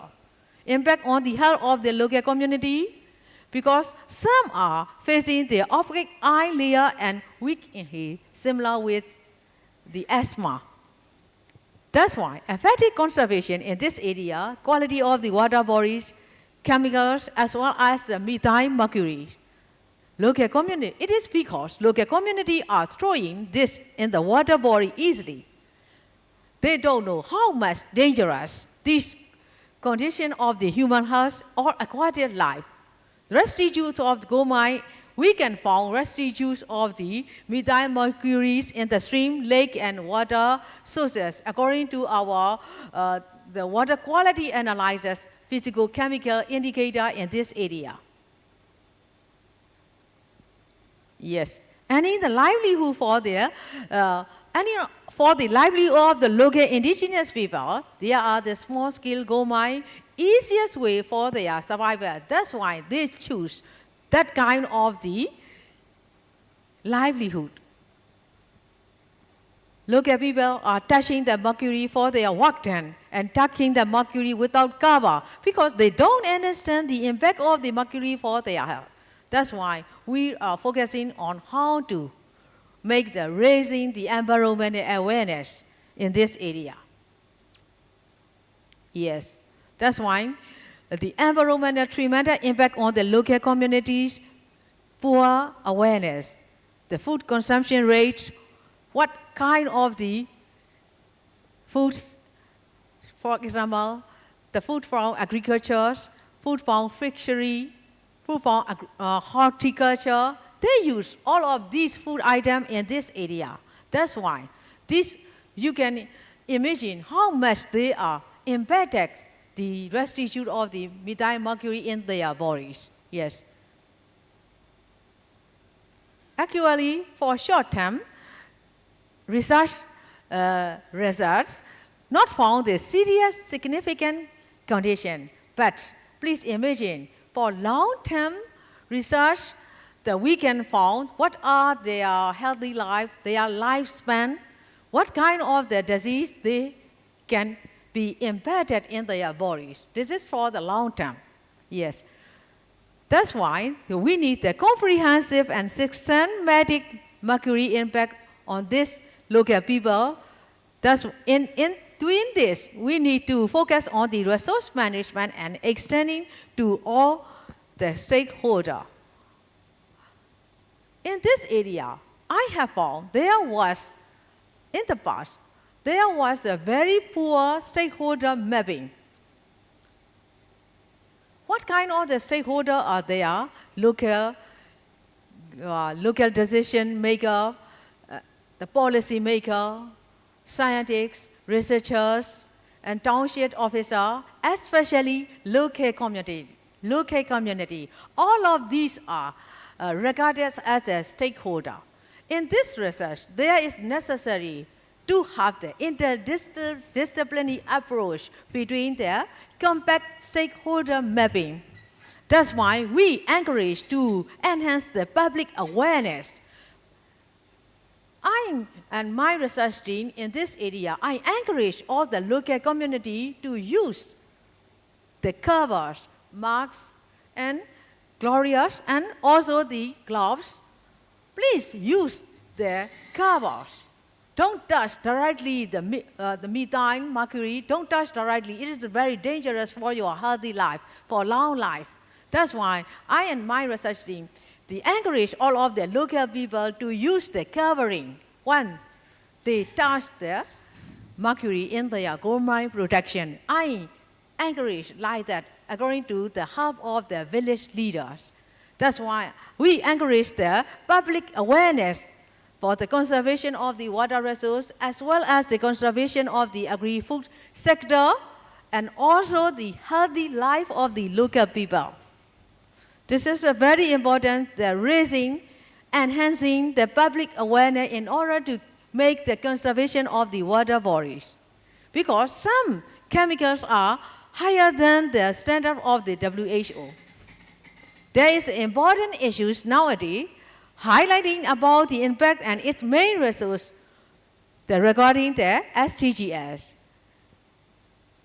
Not only in the past, but also in the present and also in the future. It is essential to make the effective monitoring for long-term water resource conservation regarding the SDG goals. That's why I focus on the two main tasks to observe the main sources of the impact on agri-food sector and well-being of the local people, and similarly to inform the local community that enable stronger knowledge-based evaluation on side effect of the gold mine. These all are directly related with the analytical assessment on agri-food sector, that is, as well as the survival of the local community. I would like to continue the second sector. It is aims and objective. It is aims on the accomplish the two goals. It is research and development. Three objectives to achieve these two goals. To observe the main sources of the impact on agri-food sector and well-being of the local people. To inform the local community that enable stronger knowledge-based evaluation on side effect of the gold mine, and finally, to synthesize the empirical knowledge of how small-scale gold mines threaten the agri-food sector and local community. These are the three main objectives to carry out the research task in this area. This is my research question. What are the main challenges on agri-food sector and food security due to small-scale gold mines? This is my main research question to carry out this research task.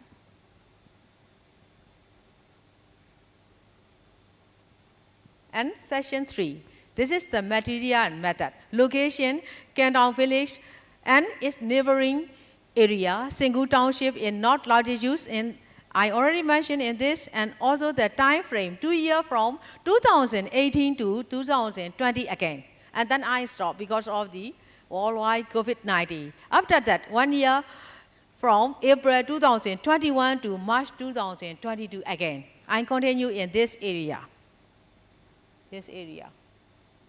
Singu, this area, and I search my research area in this area.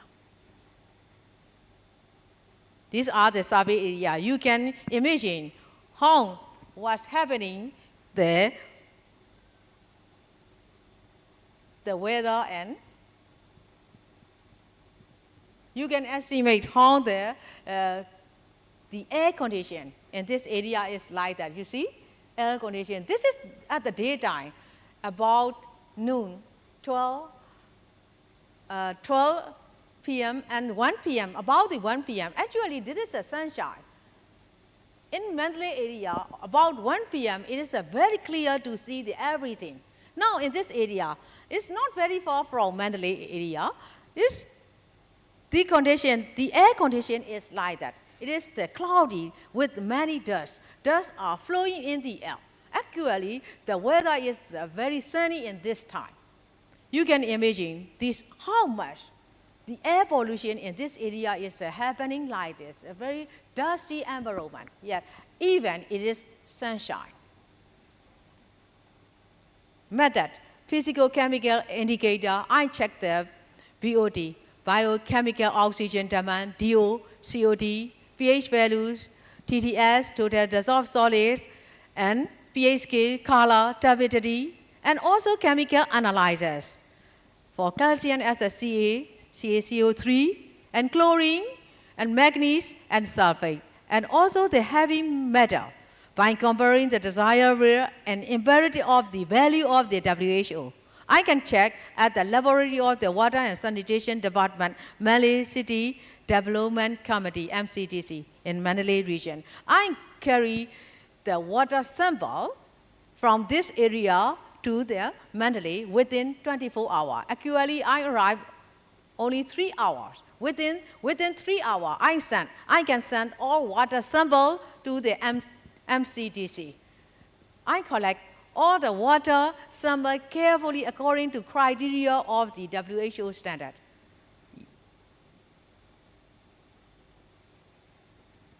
And also, there was the empirical discussion with the stakeholder from different sectors. For example, township officer, village leader, policy maker, authorized person, especially the local community. I discussed with what I have found here, what I have observed in this area, what is the result, what is the scenario for the future, what are the difficulties, what are the challenges. I discussed with the help of the village leader. I discussed all of the stakeholders in this area, and I not only the discussion, but also I encourage, don't and do. Please don't do like that in this area. If you do, you can face that kind of the challenges in this area. I asked, do you have any discussion in the previous time before me? And they said, no, you are the first one. And then I discussed with what are the impact of the methyl mercury. You touched directly. That's why how much dangerous for your community, not only you, but also your generation by generation. And also the food chain forward. I explained with the help of the township officer in this area. That's why finally, please don't do like this, and please do like this. If you do like this, you can face that kind of the challenges. If you don't do like that, you can survive with any difficulty like that. I already explained what are the impact of the methyl mercury in this area. What are the main impact on the agri-food sector? How much its consequence is dangerous, not only the human being, but also the agri-food sector, as well as the fishery science. I already explained what are my observations in this area. That's why my main intention is to make the conservation of the agri-food sector in order to have the food security. Discussion was successfully done with all stakeholders, local community, with the questionnaires on the agri-food issue, socio-economic development, healthy water resources, heading, conservation approach that are directly related with the criteria of the XDGs. Water sample collection in the stream area nearby gold mine. This is the gold mine area. They use that kind of the equipment for their collection of the gold particles. In session 4, result, discussion, and conclusion. Analyzing the physical chemical indicator and heavy metal. Some chemicals are higher than the WHO standard. That's why I can recommend by showing the result of the research, how much it is impact on your health. This is I can go there next time. One year, I visit there at least 4 times.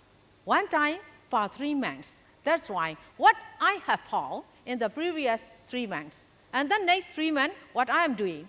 And then next 3 months, what I have done. I already discussed what are the 3-month result of the research. I can discuss with that's why now they understand how much the impact of the methyl mercury is dangerous for their healthy life and aquatic life, and also the agri-food sector, even the dairy products. Yes, this is the result of the physical chemical indicator parameter. According to time limitation, I choose the result of, this is the heavy metal parameter, test 1, test 2, test 3. That's why. For concerning the sustainable development concept, we need to emphasize the social, environment, and economic as a core sector. What are the intersections? We are the sustainable. Every sector, we need to be sustainable. That's why this is the core concept is sustainable. I create my research area like that. In the upland, we can follow the upland agriculture, non-timber forest product, and anti-FB collection. In the middle of the area, there are fishing, transportation, agriculture. In the downstream lowland agriculture and vegetable farming, I have on gold mine area and discussion in this area like this. That's why there was quantitative and qualitative research method I have used regarding the water sanitation and local community health. And also the raising the public awareness, conservation of the water body, to encourage as well as enhance the local community, especially the stakeholder mapping, scientists, researchers, authorized persons, decision maker, policy maker, especially local indigenous group in the research area. Without stakeholder mapping and interdisciplinary approach, it will be the poor knowledge in this area. That's why, in order to be integrated action, agreement between main and clients, commitment and capacity enhancements regarding the sustainable development goal. That's why emphatic monitoring, now I'm carrying on the emphatic monitoring in this area, what they have done, and how many persons are infected, how the saturation of the fishery sector, how the saturation of the agriculture, agri-food sector, and also the dairy product from cow and from the grassland. Efficient stakeholder mapping by sharing the empirical knowledge with the scientific interdisciplinary approach for more improvement of the local community, safety, life, and agri-food sector improvement.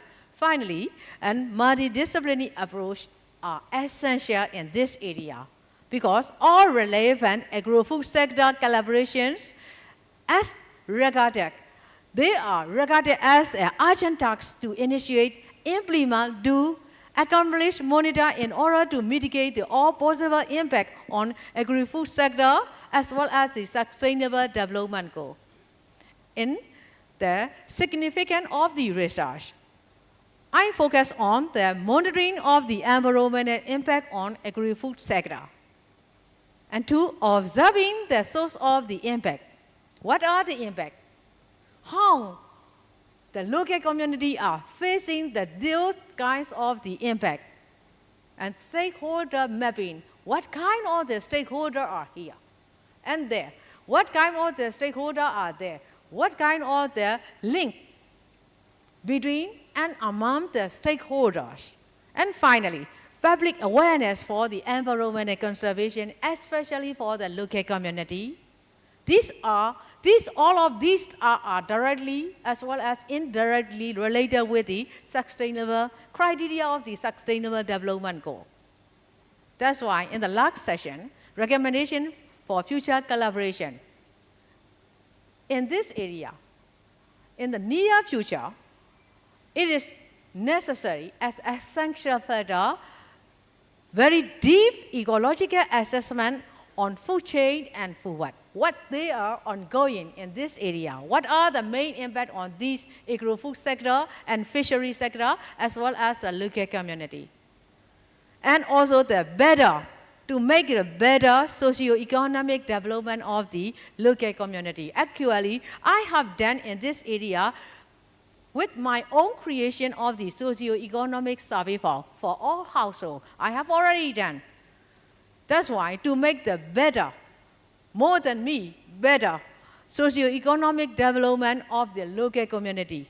And finally, conservation of the natural resource, especially for agri-food sector, water, and fisheries. In doing so, we need the stakeholder mapping like that. Researcher, scientists, STI, Science, Technology, and Innovation Coordinator, decision maker, policy maker, local community, and indigenous group. These all stakeholders are integrated action that will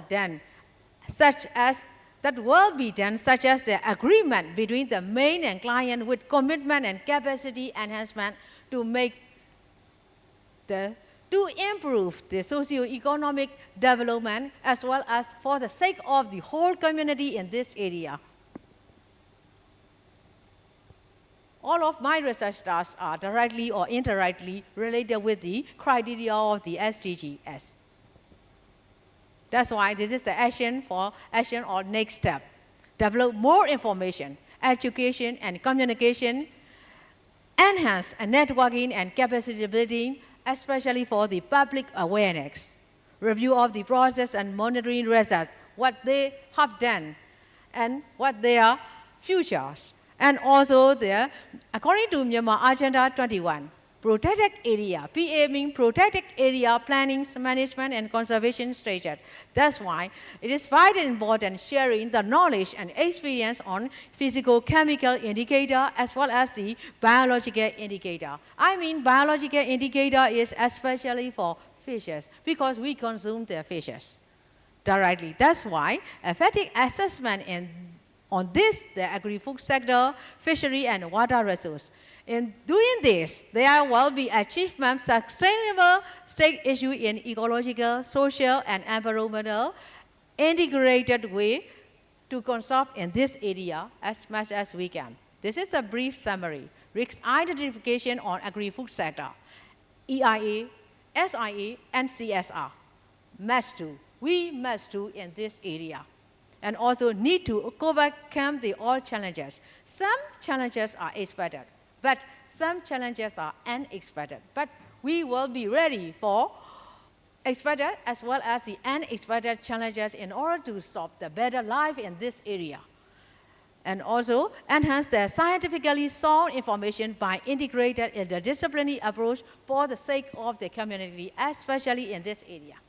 Because of the symbol as the idea of this area, we can share the same area according to the result of the research in this area. We can share the knowledge of the same area in my country because there are a lot of the gold mine protection, small scale as well as large scale in my country. That's why I choose this is the typical area how to conserve the agro-food sector, fishery, and also the dairy products. And according to the result of the research in this area, I will contribute other areas.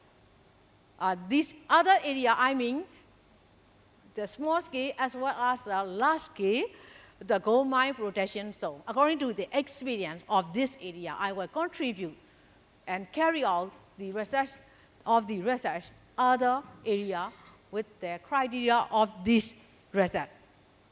That's why I would like to conclude my presentation here. If you have questions, I'm really happy. According to my experience in this area, I try my best, all of your questions as much as I can. Thank you very much. Thank you very much for your wonderful and insightful presentation today. Does anyone have any questions for Dr. Mimi? Yes. Okay.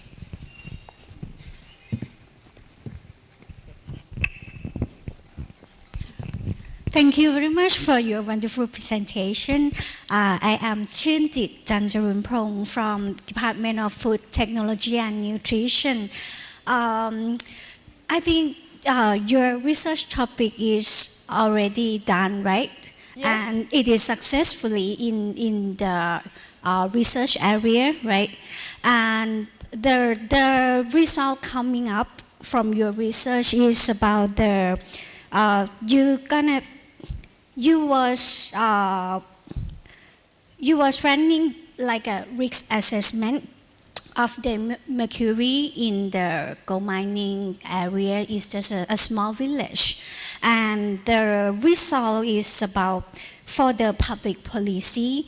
The result come out like you make the stakeholder in the area need to make an agreement and the commitment of how to reduce the mercury contamination in the environment, and the final goal is for food security. For this small research area, it is successfully.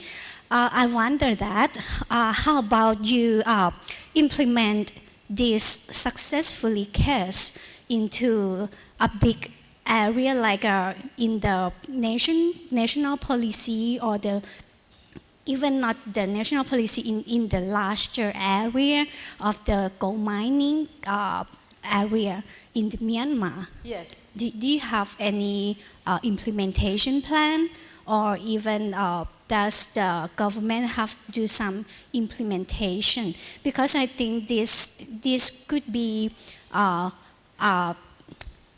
like we can learn each other because we also have this kind of heavy metal contamination in the environment for the food safety and security as well. Thank you. Thank you very much. Your question is very important. Actually, to respond and to answer the truth, sometimes there is a very weak stakeholder. Actually, according to my result of the research in this area, the local people are facing their health problem, but to tell the truth, honestly, I report to all stakeholders, township officer, policy maker, what are the result of my research? It's like that. Because I want in this area the 4 times per year, 1 time for 3 months, and that's why I reported all the result of the research to the township officer and then policy maker. Sometimes they implement, they take the action, but sometimes, mostly, they didn't take the action, they ignore, they didn't see. Even I explain them, I report them many times, how much they are serious in this area. Local people don't understand the importance of the methyl mercury, how much serious effect of the chemical. I think they don't afraid the chemical. They do like that, and when they're checking the chemical, they are talking a lot, and their mouth a lot. I'm really afraid at that time. They don't use even mouth. And loving, sometimes eating and doing. Oh my God, I never seen that kind of situation. Oh, don't do like that. Please, if you enjoy your meal, please go away. And then don't eat at the same time, eating and doing. Don't do like that. It is very dangerous. Oh, at that time, they explain me, the local people explain me. Oh, you see, we are healthy now. Yes, you are healthy now. In the future, in the internal organ, there will be the impact. But not now. But they respond me. Now we are healthy. No, nothing happened. It's okay, don't worry. But I show the result. In other countries, they are facing like that. It is called Minamata disease, nervous disorder. Not now. In the future, next 5 years or next 3 years, it will be impacted your internal organ. As your internal organ, at that time, it's very expensive to cure your disease. At that time, at first they don't understand. Now they understand what are the impact of the. Actually, to tell the truth, to answer your question, to tell the local community with the evidence of my result. See like that. You will, if you this do and this is don't. If you do, you will face like that. See.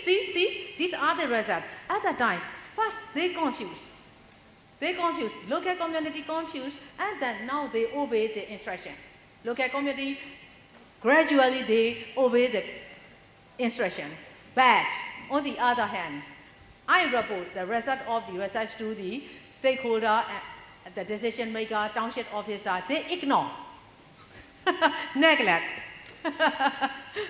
That's why it is the problem. I understand that is the gap between the stakeholder. This is the gap and barrier. That's why I encourage all the stakeholders to one table. I usually invite the symposium like that. Please come, the township officer, local community, listen what we have found and what they are impact. If they make the official letters via the village leader to the local community, it's the better way than me, because they have the power. I am the researcher, I have no power. Yes, I usually report to the township officer. But in the future, they will do like this. I hope so. Thank you very much. Yes. Thank you very much, Dr. Mimi. Next, can we move to the next speaker, please? Sure. Thank you. Yes, if you have question anytime of the leisure time. Thank you very much for your time. Yeah. Thank you. Okay, thank you very much. Let me welcoming Dr. Anchali Atsana Suvarnakun for the next speaker, and her topic will be transforming soybean waste into functional food ingredients, supercritical CO2 extraction, and multi-scale analysis for sustainable food system in Southeast Asia.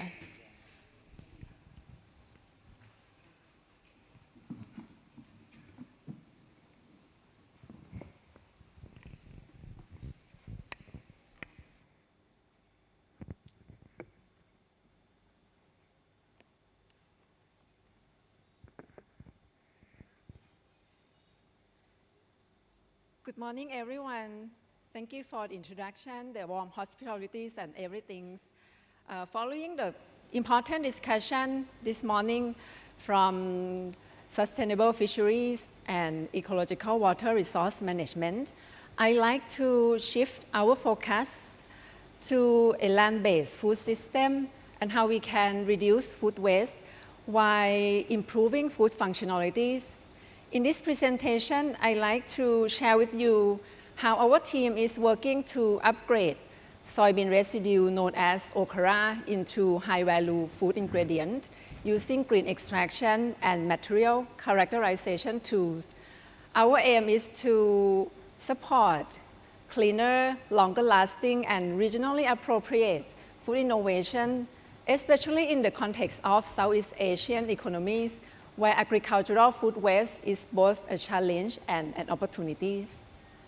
But before we dive into the details of our research, I'd like to talk about why okra is important. Okra is a pulp byproduct from tofu and soybean milk, with a global production estimated at 440 million tons a year, and Southeast Asian country contribute around 50 million tons. This number is quite striking, especially when we think about the popularities of soybean milk and tofu consumption in places like Thailand, Indonesia, and Vietnam. I don't have the knowledge of the popularities in Myanmar and in Laos, but if you think about the popularities in maybe in Bangkok, in my hometown, if you walk around a neighbor in early morning, you will see that there is a small shop selling tofu and soy milk in almost every corner. Yet the okra is get discarded, unprotected, and refrigerated, and get spoiled. This is why we want to have a research and upgrade the value of the okra so that it can be made contribute to the economies. To get a clearer picture, I have included two visual here at the top. It is a processing line that we produce soybean milk in our institution for selling in the product demonstration shop, and you can see the important steps like decanter separation, filtration, and pasteurization. So this step can help stabilize okra a little bit. And we also went out to the district, 9 districts around our university to better understand the qualities and variability of okra in the near area outside the control environment. And what we found is here shown in the picture. You can see there is a variability of the qualities in terms of color, the appearance. Some are cleaner, some are fluffy, but some are darker, wetter, and some even show a sign of fermentation. So what we have learned from this observation is that okra has a potential. I forget to mention the nutritional values of the okra. It has a protein on the dry basis around 30%, which is comparable to mung bean or split pea.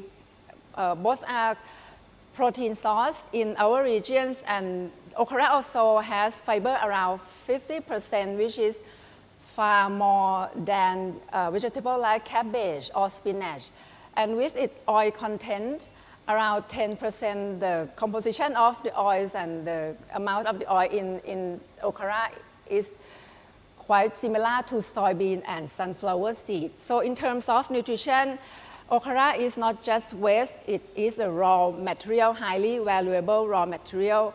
And what we have learned from this observation is that okra has a potential, but right now there is a disconnect between how much it is produced and how ready it is for use as high quality food ingredient. So it comes to my research, and my team is working to upgrade this raw material. And the first thing that we look is how can we extract valuable material, valuable compound from okra.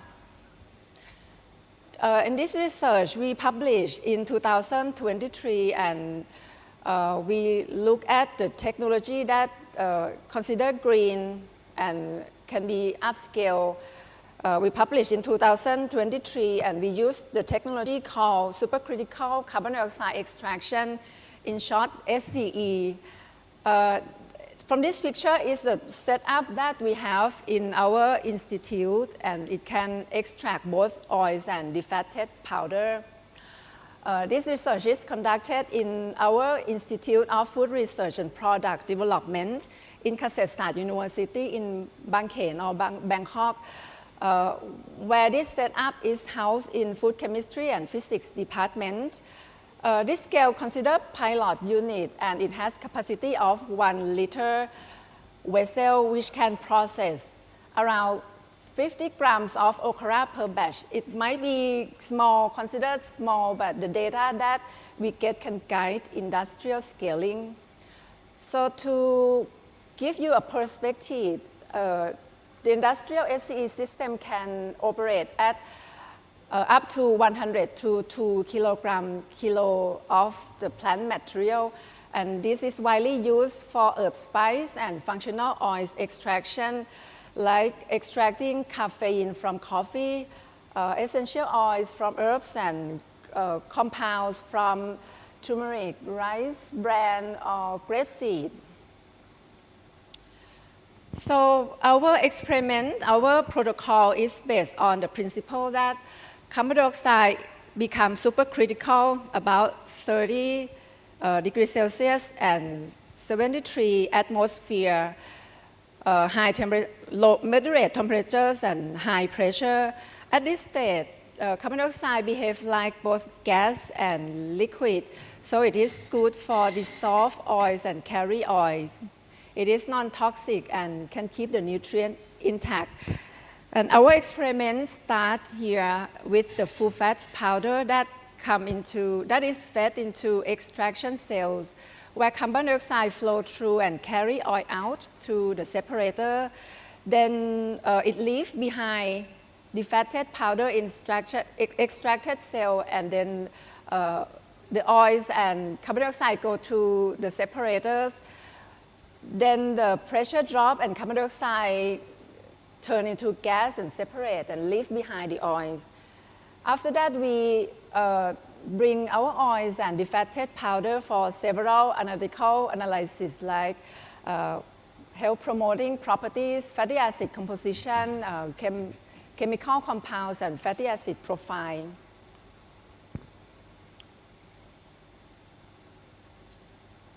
We want to understand how efficient the extraction is, and this table shows our data, including the kinetic parameters and extraction yield. Let me walk you through this briefly. In the first column, the parameters in units of minute tell us how long each extraction phase lasts, and the one with the unit in kilogram per second is how fast the extraction is, and the percent tell us how much oil is extracted. The second column is the result of our setup, and we also compare with the commercial benchmark, like clove. So what we have found is that our setup can extract the total oil use of 18.5%, which contribute 11% in the first extraction phase, which contribute to constitute 63% of the oil recover, and this process is highly repeatable and have a strong model fit with coefficient of determination more than 0.99. I think I skip important slide and let me return to this. So this is the condition that we use, 300 bars, 50 degrees Celsius for 450 minutes, and we extract this with co-solvent, which is ethanol, and we also run this condition without ethanol, compare it. And what added to the depth of our research is that we also follow the oil use of this process, and shown here on this graph, the oil use is plotted against the time of extraction, and the extraction period was divided into three periods. The first period is where the oil is separated very quickly. The second period is when the oil use starts to slow down, and final period is when the trace amount is released. So let's take a look at our oils. From this picture, you can see the distinction between the two groups of the oils. The clear bottom or the clear bottle on your left, the two bottles, is the commercial oils. It is very clear comparing to the far right, especially the one here is the most refined one that we use for cooking. The other two is the one that we extracted, and it shows a golden and deeper color, especially the one that we use the ethanol as the co-solvent. Our extract oil is rich in linoleic and oleic acid, which is a healthy oil, omega-6 and omega-9. It also has the ratio of omega-6 to omega-3 around 9, which is typical for plant oil.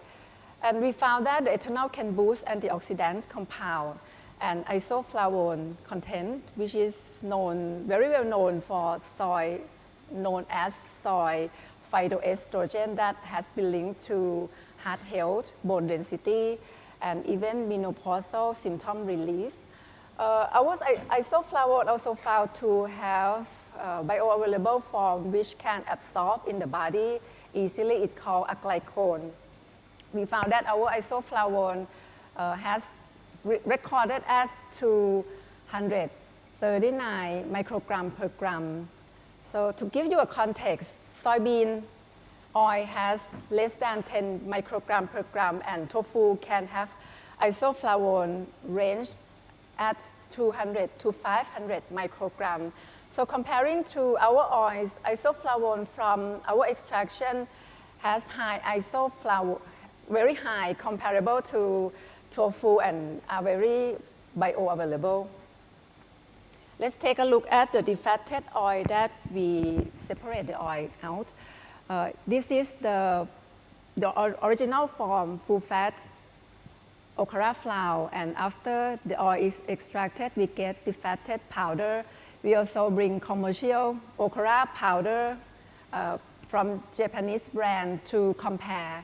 Let's take a look at the first item. The protein of the defatted powder rise to 44%, which is common and typically found when the oil is separated out. It is the concentration effect. It's common. And then we have soluble fiber rise more than 5 times. This is important because soluble dietary fiber has been linked to gut health, emulsification, and viscosity, which is important characteristic for food that need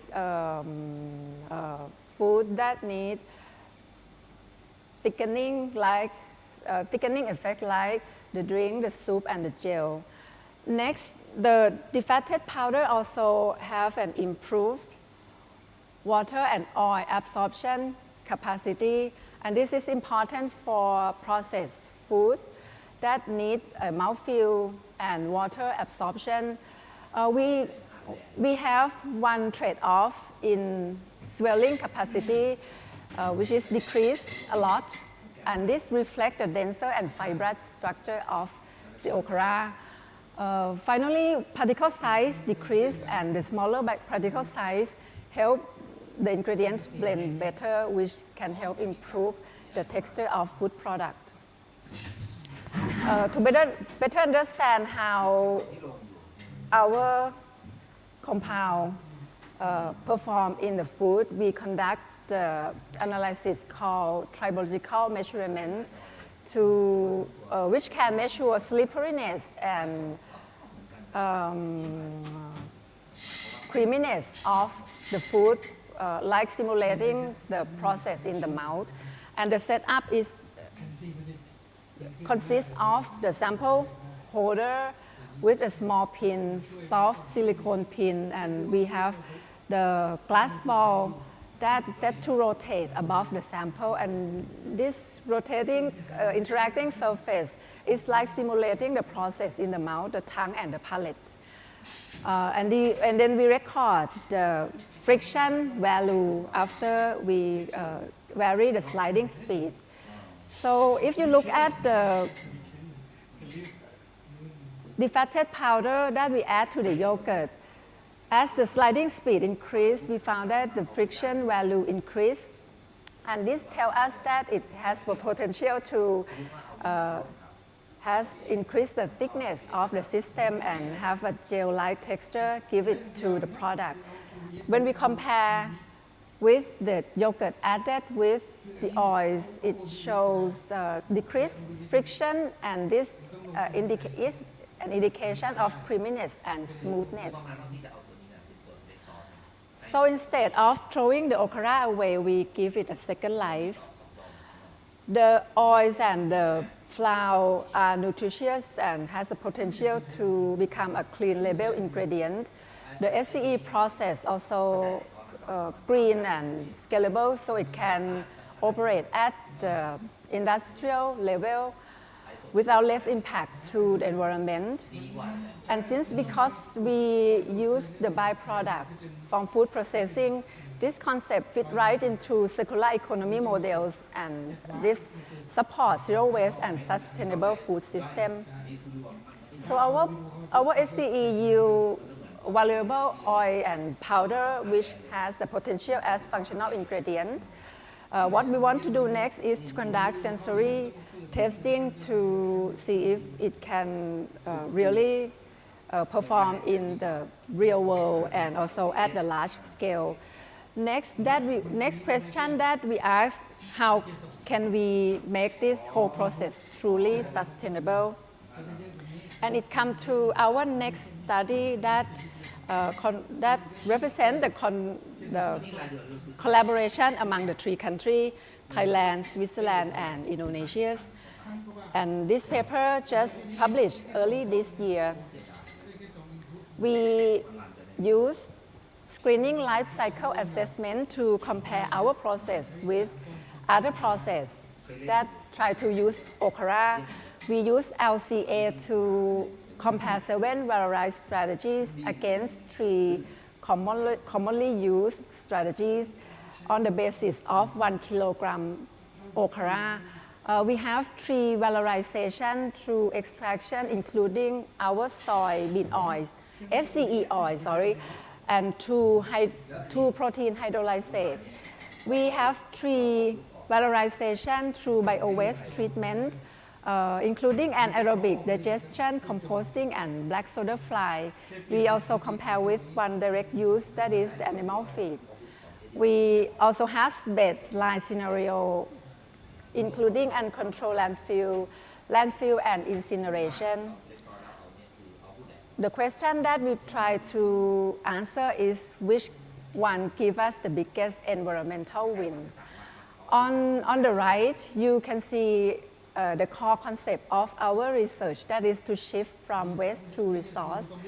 You can see the linear valorization path in gray arrow from resource production, incineration, and landfill. And then we have the yellow arrow that flow out from consumption, retail processing, through several valorization strategies that try to go back to production and resource. This is what we found. This is a plot of environmental footprint, microproject, of the 10 scenarios here, the 10 scenarios. You can think of this variable as an eco score. The higher the value is, the worse the planet. We have several bar graph in different color. The top areas show the burden of the Okara processing like acidification, climate change, and these consider a negative impact. We also have score in lower zone here, contribute to the negative impact or the credit of avoiding the burden, like if you can avoid the land use or avoid the climate change, you get a high score. And then the total score sum up, you will get the net total score show as the yellow diamond. Let's take a look at our process, which is supercritical fluid extraction. The net total score is here below in the positive score, and it shows us that it has the net environmental benefit. The process avoids more harm than it causes because it replaces the soy oils and soy meal production. So our SCE process offers the highest benefit to the environment, driven by high substitution and lower emission, comparing to other processes like composting, digestion, insect processing. It may give some climate gains, but with a lot of ammonia. We also compare with animal feed. It is simple, low impact, with minimal processing needs, and we found that LCA is valuable to support scale-up circular solution, but to make it adopt in the real world, we still need a precise emission data and economic feasibilities, also policy alignment, the policy that credit the sustainable choice. This study is quite short, but if you are interested to look more in the detail to other process and even a sequential process, when we combine all the process in one and try to achieve zero waste, you can have a look at the paper. Our final study is the fundamental study that can support food innovation. So the fundamentals, we have a component of fundamental research, and that can support food innovation. And this study we just published last month. We look at how okra affects rice starch gel. This gel is important because it is the backbone of gluten-free food system and plant-based food system. In this study, we want to address the issue of rice starch that tend to retrograde or harden easily because when it retrograde or harden, it reduces shelf life. And from the past research, we can form the hypothesis that okra and its fiber may improve the texture and stability of this food system. And we have 3 tools to address this hypothesis at different scale lengths. First, at microscopic levels, we use rheology to study gel strength. And at nanoscopic levels, we use wide-angle X-ray scattering to study crystal structure. Finally, we look at molecular level using Fourier transformation spectroscopies to better understand molecular bonding. The pictures on your right show us the material that we use, including okra powders And after the oils and protein were separated, we get dietary fibers from okras. Below here is the gel that I mentioned, rice starch added with okras and rice starch added with the fibers.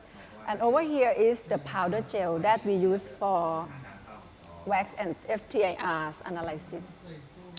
Our first study, we look at the temperature sweep test that tell us how adding okra affect how fast the gel is. And we look at the crossover of these two values. That is the indication of gelation. We found that our control, which is the rice starch, we don't add anything. We found that it gel at 75 degrees, and when added with the okra, it gel faster.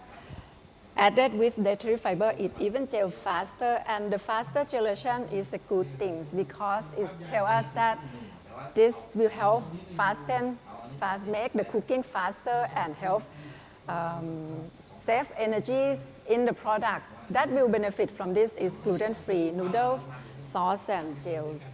The other analysis is like what we just talked, but this time we vary angular frequency and how well we oscillate. We check the gel, check back and forth, and see if how the value at 1 rad per sec change, and this is the indication of elasticity of the strength of the gel. So what we have found is that our control show the value as around 4,000, and when added with the okra, this value just increased moderately. Added with dietary fibers, it shoot up 7 times stronger than the control, and this characteristic is important for the product that need firm and elastic gel like plant-based, filling high fiber noodles and meat analog. Next, we look at the X-ray diffraction pattern. The left picture show the series of our gels added with different concentration of okra, and on the right, a series of sample added with the fiber. You can see the pattern over here that it shows the broader and shorter peaks and weaker molecular alignment. It tells us that dietary fiber interfere with starch packing and reordering. So less ordering helps prevent gel hardening during the storage. So it helps reduce hardening or retrogradation. We went further to look at the crystallinity percent, the crystal in percent. Here again, the same series of the sample, but present in different way. We compared the control rice starch with a series of rice starch with okras and rice starch with dietary fiber. What we have found is that for rice starch added with okra, the whole okra, we saw the mixed effect, increase and then decrease and then increase again. This might be because of the interfering effect of fat and protein. For the second series of sample, we saw a stable and slightly increase of crystallinity at higher level. And this helped support our conclusion from the previous part that dietary fiber may help support control molecular ordering. Next, we move further to FTIR, which help us better understand the bonding and functional group inside the starch gel. And I already marked the key event with this vertical line here. First event is that we observe more hydroxyl stretching around 30 to 80 to 30 to 96 wave number, which is an indication of stronger hydrogen bond. The second key event is the new ester carbonyl peak around here appear with okras and dietary fibers, but not for the control. What this tells us is that there is a new compound from fiber incorporating into starch gel matrix. So it indicates that the fiber is actively bonding with the starch. Fiber and starch is bonding. We went further to look at another measurement from FTIR, that is the signal, the signal, that is the ratio between 1047 and 1022. And this number tells us if it has the high value, it means that we have more structured starch. And you may see that the trend is not very obvious, but we can give interpret something from this, that is the both sample improve order, but RSF, the green one, shows stronger effect at lower levels. So to wrap up, dietary fibers from okra are structure builder. It gives a stronger and more elastic gels. It delays retrogradation or gel hardening, so it gives a better shelf life to the product. And this characteristic is beneficial for noodle, sheet, filling, and layer desserts. On the other hand, whole okra give an alternative benefit. It softens and gives more cohesive texture, and with added protein and fat, it improves the nutrition of food products. This is ideal for soft baked good meats, analogs, and snacks. So they both give complementary function, and we can use them to match different food applications. Our next step is to test in the real recipe and see the interaction with other components in the food and evaluate sensory qualities and consumer acceptance. So we have proof that okra and dietary fiber is not just waste, it is sustainable and upcycled ingredient. And together they can enable clean label and longer lasting food. Finally, I'd like to acknowledge the contribution from our funding partner from Thailand, Switzerland, and Indonesia under frameworks of Southeast Asian EU joint funding scheme. Their contribution, their support make this collaborative, regionally grounded research possible. Thank you for your attention.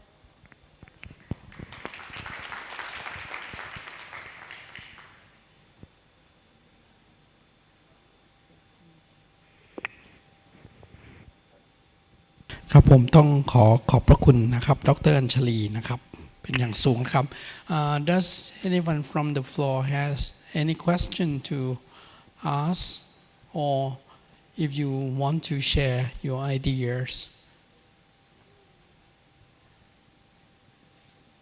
Okay.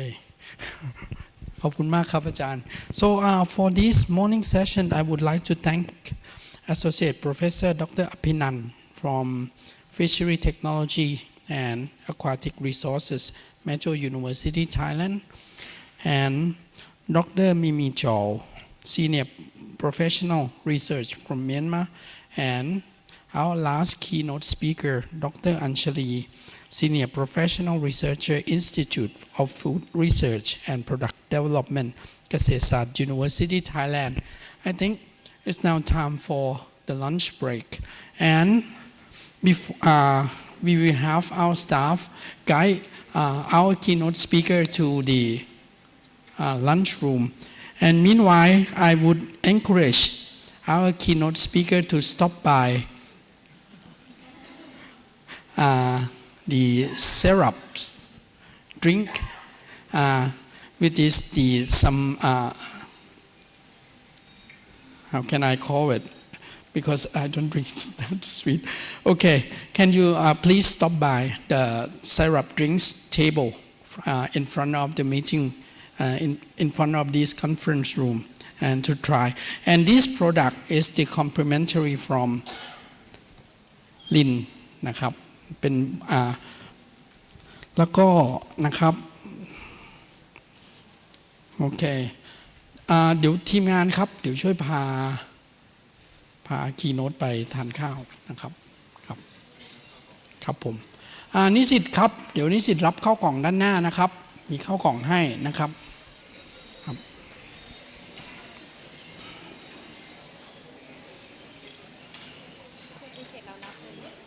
Mm.